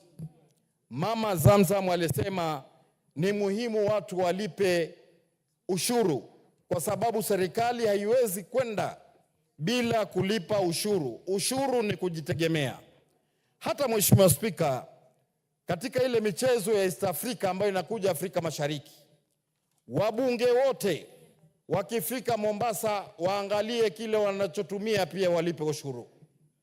Hata ile kuambiwa na Mama Zamzam karibuni, mujue si bure. Maana mimi najua Mama Zamzam amealika kuambia kama mama kaunti karibuni wabunge nyote. Na mimi ninavyomjua mutakula matobosha, mutakula viazi vya nazi, mutakula samaki wa kupaka, mutakula mitai. Hakuna yale mambo mengine. Naona Mheshimiwa Jeni kule anasema bado mutakula mishkaki, mutakula shawarma, lakini katika vyote vya nazi ambavyo mutakula Mombasa, na waomba kwa unyenyekevu, sisi ni waungwana, wasichana wetu musije mkawanyemelea. Kwa hivyo naona Bwana Owen yuangalia haya masala, lazima muhimu iwe ni mambo ya makubaliano, iwe hayatakuwa mambo ya kishawishi. Wewe ukija usishawishi wasichana wetu bure. Hiyo kila ambacho wataka kumshawishi msichana, lipa pale ushuru katika county government of Mombasa, tuweze kusaidia Mombasa. Lakini kwa ridhaa ya kukubaliana, naona mheshimiwa ndugu yangu kutoka Meru pale hivi Ankai waniangalia. Tafadhali. Ni nini nidhamu yako Bwana Owen Baya? Asante sana Bwana Spika. Bwana Spika, unajua ndugu yangu mbunge Badi anasema kwamba ati wabunge hawa wabunge wameolewa, wameoa, hawawezi nyemelea wasichana, wanafuata michezo peke yake kule Mombasa, na michezo inachezwa uwanjani mchana. Maneno ingine ya wasichana sisi tutawaletea pesa tu. Hawa wabunge hawana haja wala tamaa wala chochote kuhusu wasichana wa Mombasa. Kwa nataka niambie wasichana wa Mombasa waje wasavu chakula, watu wale chakula kile na nini, wafanye biashara, lakini hao sisi tutawaombea Mungu peke yake. Asante. Mazamzam, nini nidhamu yako Mazamzam? Mheshimiwa Spika, nafikiri Mheshimiwa Wenbaya amemuelewa vibaya Mheshimiwa Badi. Sisi tuna ile tuna tabia kuweza kulinda watoto wetu. Yeye kama yeye aje yale, pengine kuna mwingine alikuwa na mawazo tofauti, huwezi kujua, lakini tunasema hivi, njooni mfurahi, kuna kaimati, kuna mahamri, kuna mambo mengi mazuri. Alafu watoto wetu wakiweza kuwaserve, watawaserve kama wana smile. Don't take advantage of that. Jueni ni watoto wetu wameolewa, wako sawa, mje mfurahi, turudi nyumbani. Asante sana Mheshimiwa Spika. Daktari Mutunga pia uko na nidhamu. Mheshimiwa Spika. Ngoja, nidhamu. Daktari Mutunga ako kwa nidhamu. Honorable Speaker, I am very disappointed. It's a point of order, Honorable Speaker, that we are discussing an issue which is of no consequence in this House. These games were taken to Mombasa deliberately because of what Kenya has to show the Eastern African countries, and especially the Eastern African parliaments, the kind of white sands we have in coast, and the kind of hotels we have, and the recreational facilities that there are, plus also the playing grounds. There is no mention, and I've been sitting in the sports committee, there has never been any inclination to bring that type of thought, Honorable Speaker. It is dishonoring the members of this House in front of the international community to imagine that you'll be going to do anything different. Thank you very much. Dadangu, utazungumza Kiswahili ama? Honorable Speaker, I come from a place that Kiswahili is not next to anything I can deal with. Honorable Speaker, I must state my disappointment, Honorable Speaker, that in a discussion that there are objects on the table like food, Honorable Speaker, someone has to find a way of putting women and girls on the table, Honorable Speaker, as part of those objects. Honorable Speaker, this is a nationally viewed house and forum, Honorable Speaker, and we cannot try and insinuate that we can use women and portray women as objects that come as a part of a package. Honorable Speaker, we will not accept it and we will not agree with it. And Honorable Speaker, no one can convince me that it is some sort of language style. Honorable Speaker, it is as plain as black and white, and we must stop it, especially this house that is honorable. Mheshimiwa Wagichogu. Honorable Speaker, I think... Nilikuwa nafikiria ushamaliza. Honorable Speaker. Ngoja kidogo amalize yeye. Mheshimiwa Wagichogu, are you on a point of order? Okay. Aye. What's your point of order? On relevance, I think the matter that has been introduced by the honorable member is not relevant to the matter that is being discussed of county government revenue raising measures. Okay. So I think he should confine himself, and it's not the first time that members of this house and staff are going to Mombasa. We always go to Mombasa for committees, and actually he should not even... this parliament has been... Your point is taken, Honorable MP Fogishogu. Alison Ganga, I've given the floor to Alison Ganga. Honorable Speaker, I usually don't understand when we are discussing important issues at the floor of the House. Then we bring women issues just like something to pray about with. Like we don't have feelings. Like when you want to put something across, you must drag women across to make your statement to finality. How comes we did not talk about men? Is it only ladies who serve? And if they serve, why did he have to pick only beautiful ladies? Even we have our young men and women, our young men who also work there. So it is not in order, Honorable Speaker. All the time when we are discussing important issues, we bring women like they are objects. We are not objects, Honorable Speaker. We need Honorable... Yeah, Honorable Elachi Beatrice, order, I've given the floor to Beatrice Elachi. Asante, Bwana Spika. Yangu ni kumuomba ndugu yangu aweze kutoa yale amesema, manake ni vibaya sana kuambia Wakenya kwa wakati huu wanapojipata katika shida nyingi kwamba sisi wanabunge tunaelekea Mombasa, yetu itakuwa starehe, yetu itakuwa kukula, yetu itakula hela za wananchi eti. Kwa hivyo namuomba Bwana Spika aweze sasa kuomba msamaha katika hii nyumba na aweze kuondoa yale amesema. Bwana Spika. The honorable lady nominated. Thank you, Honorable Speaker. Honorable Speaker, I stand this evening very disappointed with the honorable member. I want him to withdraw, apologize this careless, reckless statement, mentioning women and mentioning members of parliament who are very dignified, who are going for an international event, and saying they are going for other businesses. Our core business to Mombasa, Honorable Speaker, is games and interacting with the other regional member countries and nothing beyond that. Let them apologize, Honorable Speaker. Honorable Madenge. Honorable Speaker. I'll give you a moment. Honorable Speaker, I am a sports person in this house. Right from my young age, I have played volleyball in Mombasa, Changamwe, and Makande Stadium. As sportsmen and women, we conduct ourselves with a lot of dignity and a lot of honor. It is actually shameful and an abuse to our integrity as sports persons for you to impute the kind of motives that you have alluded. it is important, Honorable Speaker, that those allegations and claims are withdrawn and expurged from the record of this House. The last one, Honorable Naomi, and then we...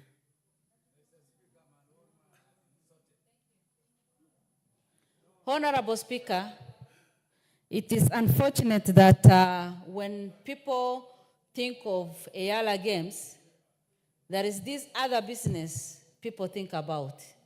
And it is important for people to know that many people have many other important things to deal with than the relationship and the business that some men think about. And some of us, when we go for Ayala Games, we have no other business but to represent this government in the best possible way. It is even a shame that in our parliament today, we are discussing the behavior of members and thinking that they are going to misbehave or they are going to misbehave with the girls in that place or other things. And that is why we think that it's important the honorable member to withdraw, because it is an insult, and especially to the ladies and to the women of this country, because that is not only the business that women are good at. We have other important things to do. The very last one, the Honorable MP for Buri. Think it's very unfortunate, Mr. Speaker. I'll give a direction on this. Just do. It's very, extremely, very unfortunate that we have a dad, a husband, a member of parliament, a brother, bringing that kind of allegation. I'm an old man, not by age, but by wisdom. Mr. Speaker, Haj, my very good friend, and Mr. Mbadi is my very good friend. Please create the dignity of this house. Mr. Speaker, I'm the captain of golf. And golf, we are highly disciplined people. If you are going to play in Mombasa, we call ourselves with a lot of dignity. We haven't been to Kenya alone. We have been 8 countries so far. Mr. Speaker, we cannot continue with this discussion. Yeah, I will. The chair has that discretion. I think there's been sufficient points of orders. The Honorable Mbadi, clearly you can see the mood of the House. No. The relevance of what you have discussed. But Mr. Speaker, I have to explain myself before making any ruling. Please. What's the explanation? Mheshimiwa Speaker, katika haya ambayo mimi nimesema, mpaka mimi nishangaza kuna kitu gani ambacho kimekoseka pale, lakini nafikiri labda Kiswahili ndicho ambacho kiwapita. Kiswahili kama anavyosema si mdomo chao. Mheshimiwa Speaker, ngoja Mheshimiwa Speaker. Order is responding to point of order. Mheshimiwa Speaker, nilivyoeleza mimi ndio sawa alivyoeleza Mama Zamzam. Kwa sisi tuna desturi ya kulinda wasichana wetu. Na wala hatukuiweka kwa members ama wabunge watakuwa wameenda pale Mombasa kwenda kufuata wasichana. Lakini tulisema kwa kuwa ikiwa watapeleka ile mambo ya ushuru. Order. Honorable Badi. Those comments were inappropriate. It's imputing improper motives on fellow members of parliament. Although you did not single out a member by name, you collectively imputed. Now the direction of the chair is that you apologize and withdraw, and I direct that this be expunged from the records of the Hansard. Proceed and apologize and withdraw. Mheshimiwa Speaker, kabla sijakubaliana na hapo. Order, Honorable Badi, the chair's ruling is final. Apologize and withdraw, please. And then continue with your contribution. Haya, samahani na nawakaribisha Mombasa, na mkifika Mombasa muje mahali kunaitwa Order. Hata ingawa mimi sikuelewa Kiswahili jinsi vilivyoeleweka na ufasihi uko na mwingi, manake ku apologize ni kuomba msamaha na ku withdraw ni kurudi. Is it kurudi? Bwana Baya, saidia bunge. Withdraw in Swahili. Kurudisha. Kurudisha basi. Endelea na hivyo. Kwa hivyo, Samahani na Mheshimiwa Spika, kulingana na amri yako, nimekubali kuomba msamaha na kurudisha ama kutolewa katika kunukuliwa katika ratiba ya bunge maneno yale ambayo nimesema. Alafu Mheshimiwa Spika, mimi nimechukuliwa wakati wangu mwingi sana. Utanipa nafasi na mimi niweze kujieleza. Kwa hivyo Mheshimiwa Spika, mpaka sasa nataka kusema kuwa ni kweli, You have 2 more minutes. ni kweli, na kama alivyosema Mheshimiwa Rindikiri ni rafiki yangu sana, ambapo yeye ilikuwa tumepanga akifika Mombasa atakuja mahali kunaitwa kwa ndege ya Badi, ambapo kwa ndege ya Badi, Mheshimiwa Spika, hata wewe ushaingia kwenye ndege yangu. Kwa hivyo Mheshimiwa Spika, tuwakaribisha watu wote wale ambao watakuja pale Mombasa kusema kuwa kwa wakati kama huu, mimi nikiwa mjumbe, nimemsikia Spika Wetangula akisema sisi viongozi wa Mombasa tuwe tayari kuwapokea wenzetu. Kwa hivyo wale wenzetu tutapokea kwa roho safi, na yale ambayo yamekuwa hapa bunge, hiyo ni kuteleza kwa mdomo, lakini sote twapendana kama kitu kimoja, na mukija tutawaonesha ule ustaarabu na ungwana wa watu wa Mombasa. Lakini Mheshimiwa Spika, nataka kuchukua fursa hii kuunga mkono mswada huu, lakini upigwe msasa ili kuona zile sehemu nyingine ziwe zitaweza kuratibiwa na katika hali nzuri. Pia vile vile ningependa mswada huu usiweze kuua kule kujisimamia kwa county na kwa national government, ili iwe sasa ni mambo yachanganywa pamoja.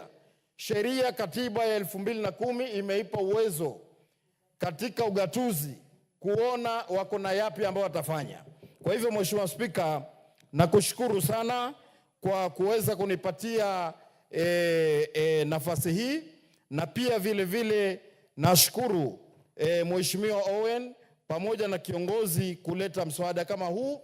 Tutaweza kushirikiana, watu tupige msasa na watu walipe ushuru, ndio Kenya yetu iweze kwenda mbele, na broad based government iendelee kuona wameendelea kushikana pamoja. Ushuru ikiwa mzuri, Kenya itaendelea mbele.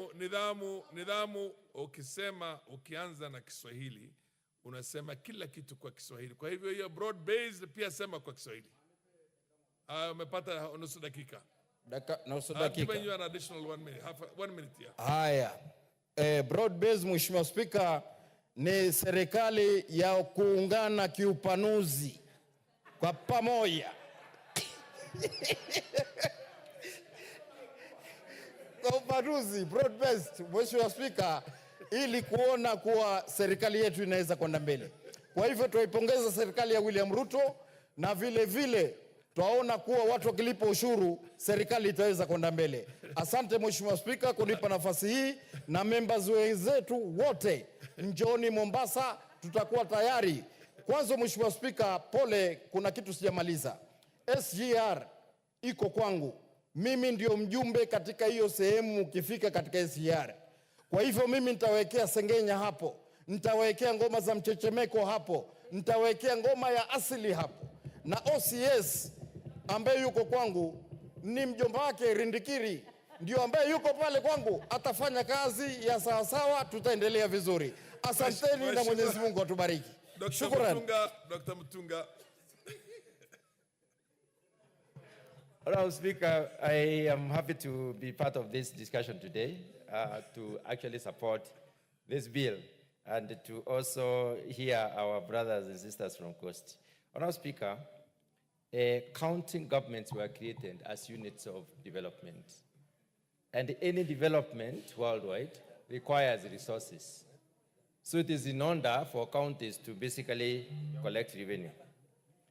The other issue is that, Honorable Speaker, it is important for us to realize that county governments are in competition to raise revenue. And already we have seen an order of things in terms of the performance of different counties. And we actually learned some of the great performers in the revenue collection.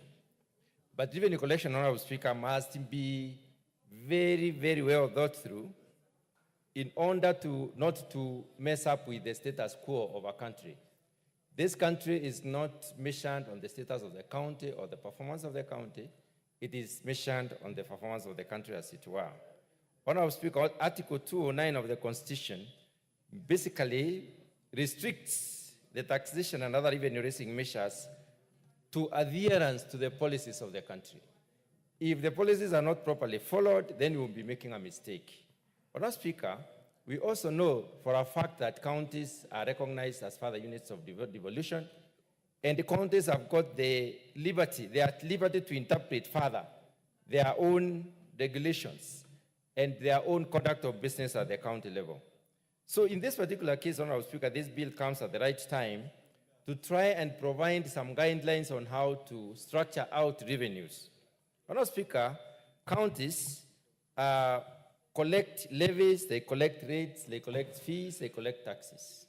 And in collecting all this revenue, they need to have innovative ways of doing it without increasing the cost of doing business in Kenya. Honorable Speaker, there is no business that is done in Kenya without being done on a county. So in other words, we are saying that any businessman who will ever target this country to do business will basically, any investor from outside this country, and we are busy promoting Kenya for foreign direct investment, any investor who comes to Kenya will land onto our county. And if the cost of doing business in a given county is high, then we will reduce the possibilities for these investors to come and do business in Kenya. We do not want to have punitive costs raised as a result of the competition to raise revenue at the county level.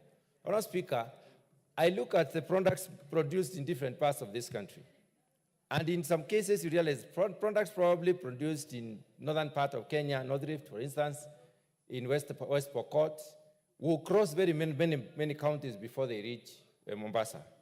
There was a time, a case in point, when all these products or products were charged fees or cess when they cross the county boundaries. That is extremely punitive because when the product lands in Mombasa, they will be very, very costly. So this bill comes to moderate some of these excesses. It comes to reduce the levies and taxes that are charged along the way.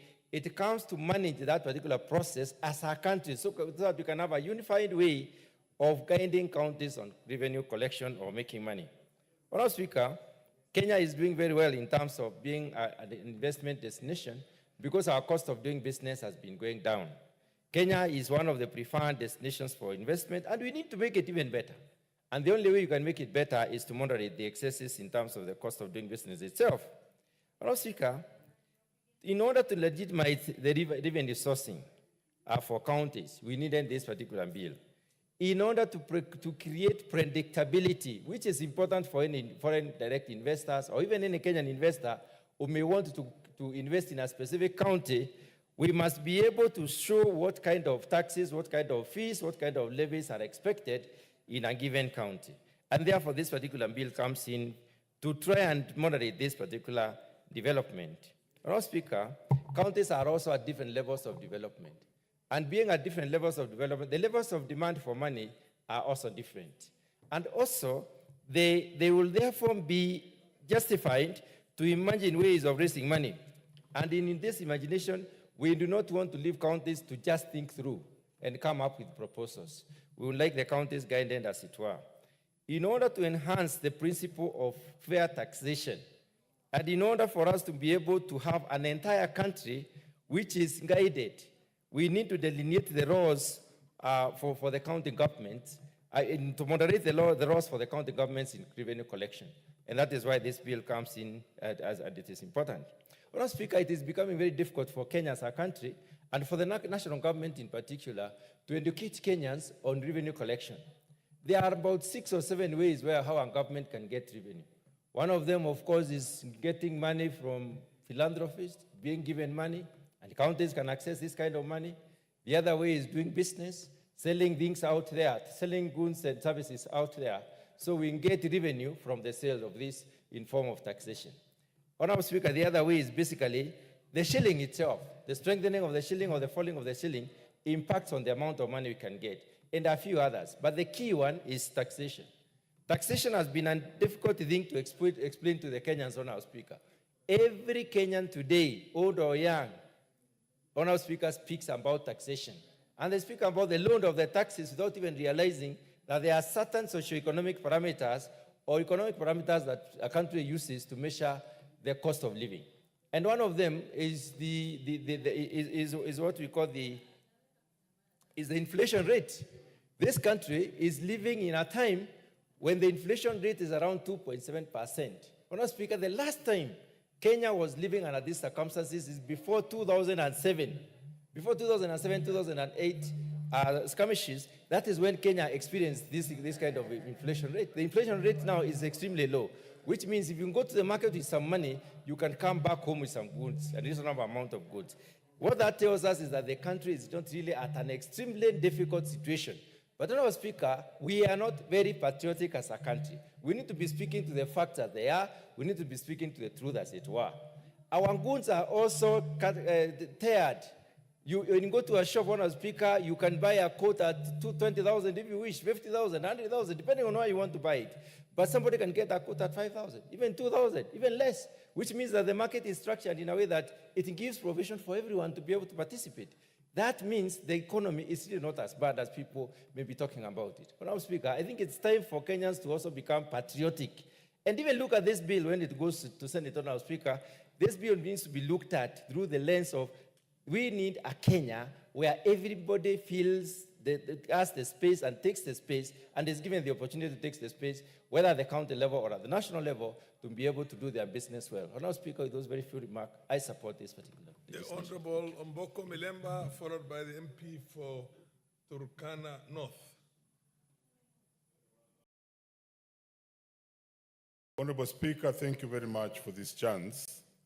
And I begin with the article in the Constitution that is 109.5. There must have been a reason why the drafters of the Constitution were very clear and remember to put an entire statement on how taxation should be done, and with specific respect to the fact that in so implying or putting taxes in places, especially by the county governments, they should take care of certain things that are national, which must be protected, because this is a country. And in everything that a county does, it must then be in the holistic good of the state. And therefore, this bill seems very, very timely on that basis, so that there's a harmony on the taxation trends and trajectory that will be put by the county governments. And therefore, I support this bill from the onset. It's also going to take care of the differences in taxes from one county to another, double taxation, which has been very common, and that will be very, very good so that we promote business. Because if we are taxing goods, and there's a tendency for, therefore, counties and leadership within the counties, which I want to become part of, Honorable Speaker, to think that we must tax our own goods very highly so that we are selling to the other counties. No, it will kill the holistic good of national development and the general development of the economy. Honorable Speaker, there's also the challenge of double taxation, which I think many of the members did speak on, but I want to indicate that what I want to speak on most is the way of implementing this. When I had a chance of sitting where you are, I thought as we do this, which is a very good idea, and make sure that we take care of how the counties will be dealing with these taxes at different levels, the how is very important. We must not do it in a way that we also injure the independence of the counties and also hurt the existence of the counties. Recently, I saw Baba speak very expressly about counties and almost vilify Parliament. I do not wish to reply him, but I sympathize with him, and I also thought he was remembering our history. Because, you know, we had this county government system in what was called Majimbo. But then around 1964, 5 there, they were just killed because there was a lot of rivalry that, like we see today, rivalry between the Senate and the National Assembly. And then people went overboard and just killed the Senate. But the counties have been very, very helpful and need to be protected. So I stand here as a protector of counties at the same time as I look at this law, which is very, very good for the tax regime that they'll be setting. So as we do this, we must make sure that we don't kill the counties. Remember, today we are talking about the division of revenue. One of the challenges Kenyans are facing, the counties are facing, is the flow of monies from the national government to the county governments. And also at risk and being discussed is how much. Remember, recently we had the deficit, which we are saying, no, that cannot be achieved, and they are saying we should achieve this. The mitigating factor for the deficit we have for the revenues within the counties should be these county-owned revenue processes and generation. So it's something that we are not talking about it as to kill it. Counties must generate their own revenue. And they must levy taxes in a way and process manner that is good for everyone, without injuring the entire economy of the country, and without injuring the other counties around them, and without injuring the people, but still do it. And this is not impossible, despite the fact I've put several hurdles, because it's happening in other jurisdictions like America. Remember, in America, counties or states which actually operate like counties in Kenya, like California, their GDP and their economy is much bigger than even the Kenyan one. Florida is a very good example. And they can even give a loan to Kenya as a state, despite the fact that they are just a republic within America, which is an equivalent of a county in America, but its economy is bigger. That is what we must have envisaged, especially me, somebody who has a background of history and government, that's where our county should go. So we should still do it in a manner that we encourage collection of taxes so that they actually fill in the gap that we are having in terms of revenue within the counties. Because we expected that at one time, they should even be more independent than they are. Because currently they are fully dependent on the national government, that we are having a challenge. When the revenue has not gone there, then we are told we are going to close these things by Monday. Even I feel so absurd when I see a leader saying we want to close counties by Monday, like though the closure and the operation of counties depend on a statement by one particular leader. So we need to encourage collection of this revenue. Then I heard something which I think we shall correct and deal with. Do we make laws in retrospect? Because there's introduced in this particular bill the committee of the five, the transition committee. And it's going to review all the other taxes that were done before this law was made. If you look at the Westminster example, we don't make laws in retrospect. So how shall we go back? I thought in the Constitution itself, when you look at Article 209, we should have left this to the counties themselves to actually even do what they had done, because progressive parliaments can make laws that can remove the ones that were made by previous governments. So we don't necessarily need a committee that will now be overlooking them to supervise them. But if the law goes through and they are given timelines, their own assemblies can actually bring these as bills and actually deal with them in their own government. Every parliament is supreme and independent and is not bound by the previous parliament. So I thought it's an area where we shall talk with the mover and all of us, not myself, so that we see how to do it without necessarily looking like we are making this law in retrospect. And therefore, Honorable Speaker, as I support this particular law, there are areas which we shall look at so that in the implementation we don't kill the spirit of devolution. Thank you, Honorable Speaker, and I support. These are times when the Speaker, the Chair, would wish to be on the floor out there to contribute, and your points are very well taken. As a matter of fact, for the information of members of Parliament, Kenya is one of the least taxed countries in the world. Our GDP, our tax revenue to GDP ratio is 7%. and countries like France goes up to 46%.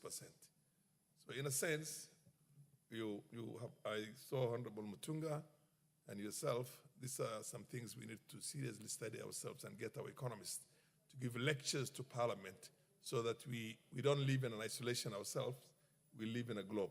Yes, you're on a point of order, Honorable Alice Nganga? Yes, what's your point of order?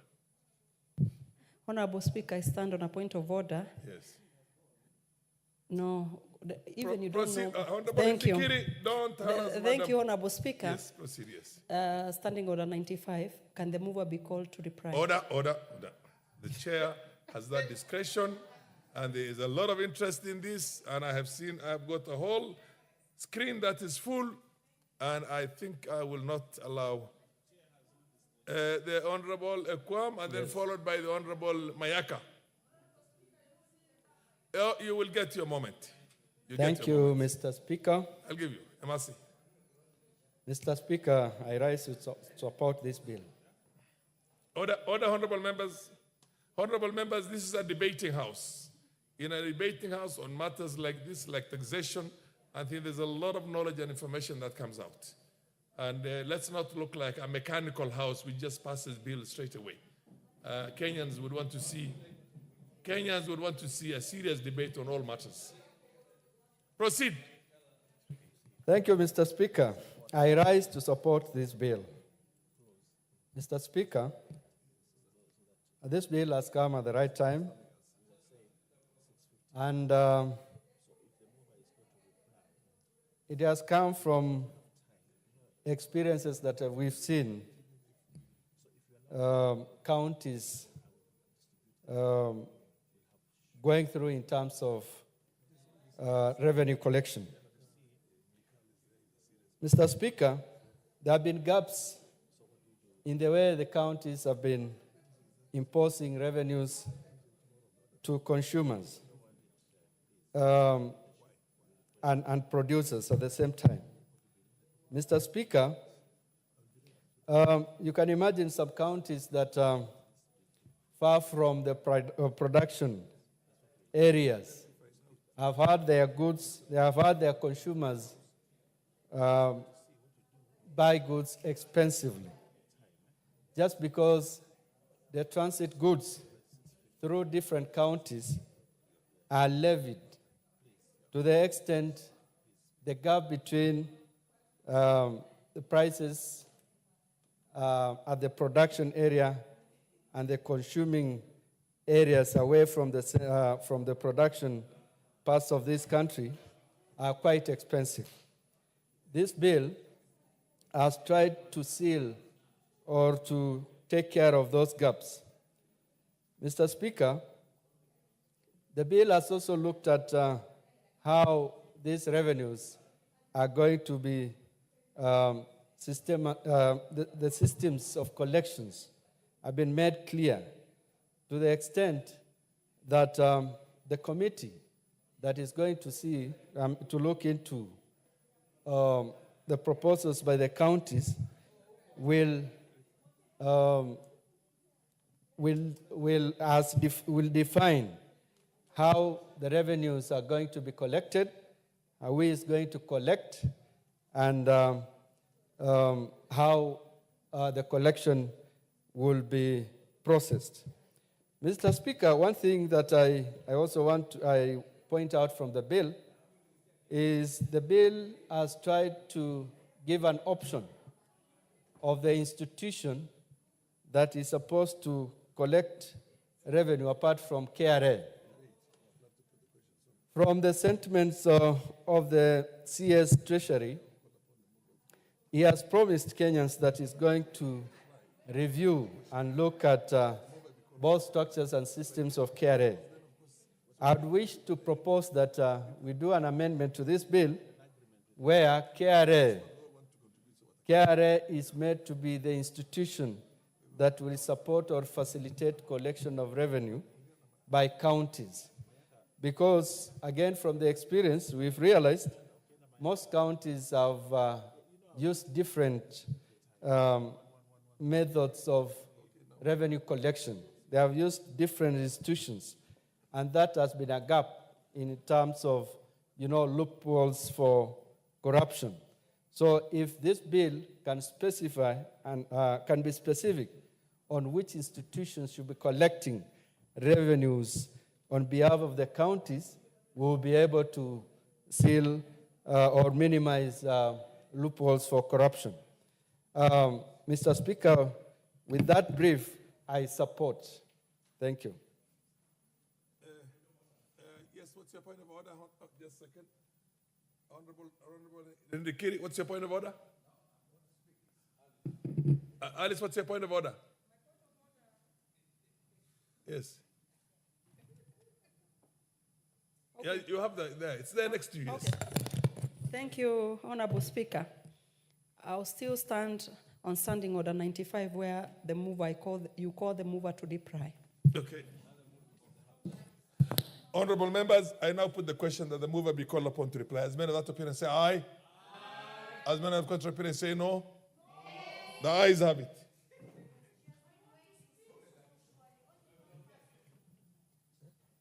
Give me the mic. Honorable Speaker, I would like, before I move, I would like to give... Order.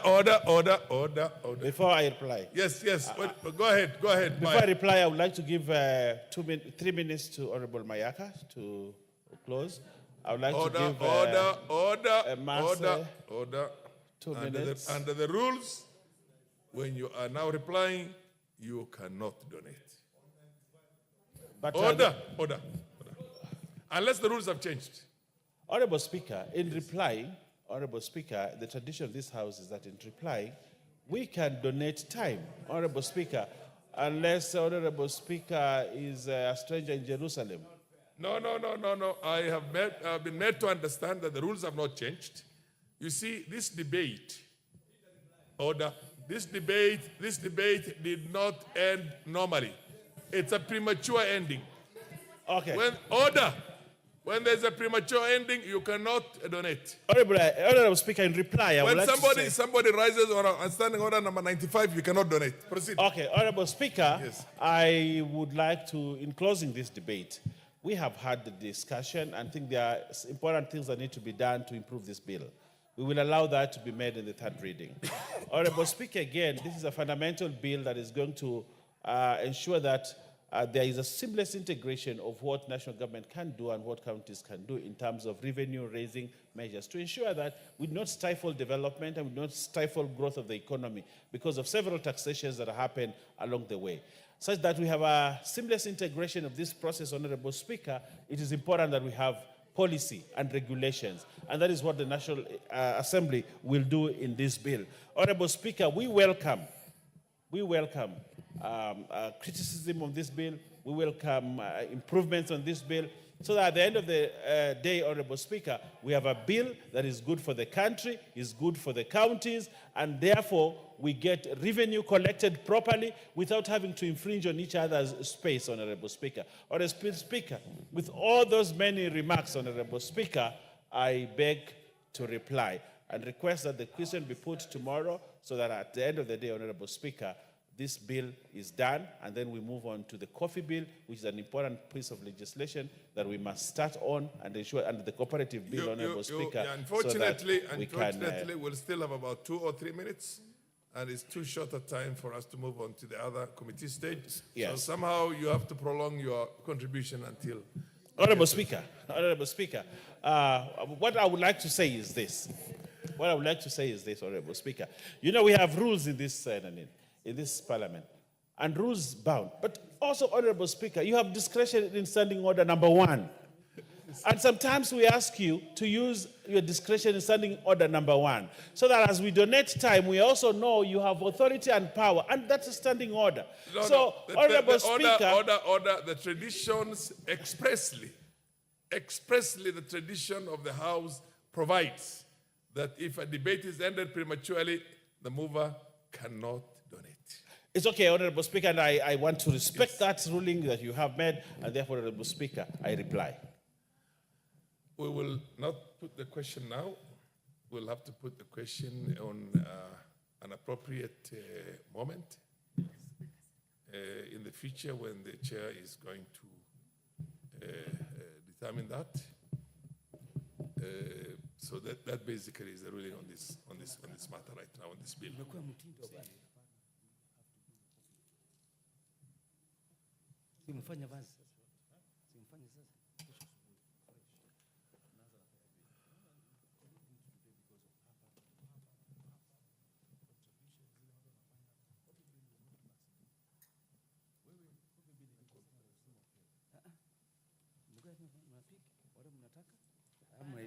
Next order.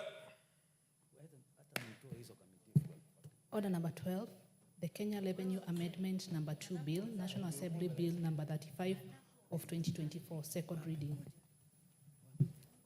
The Honorable Leader of the Government Business in the House. Honorable Speaker, I think because of the time, we only have 1 minute left. Honorable Speaker, I beg that we reschedule the coffee bill, the next order to That is a matter tomorrow. for the House Business Committee. So Right now, the order that's called on is, of course, that is something that you can always get. Yes. And now we have the next order, and the next order we have right now, for the moment, for this 1 minute or 2 minutes that you talked about, is the Kenya, is what? Is the, what is that bill? It's Coffee. the Kenya Revenue Bill. It's the Kenya Revenue Bill, and under the circumstances, honorable members, there's not sufficient time to move that because you have barely 8 or 6 or 3 seconds. So I think the chair is going to bring today's order, honorable members. Honorable members, the time being 7 p.m., this House stands adjourned until tomorrow, Wednesday, the 20th of November, 2024, at 9:30 a.m.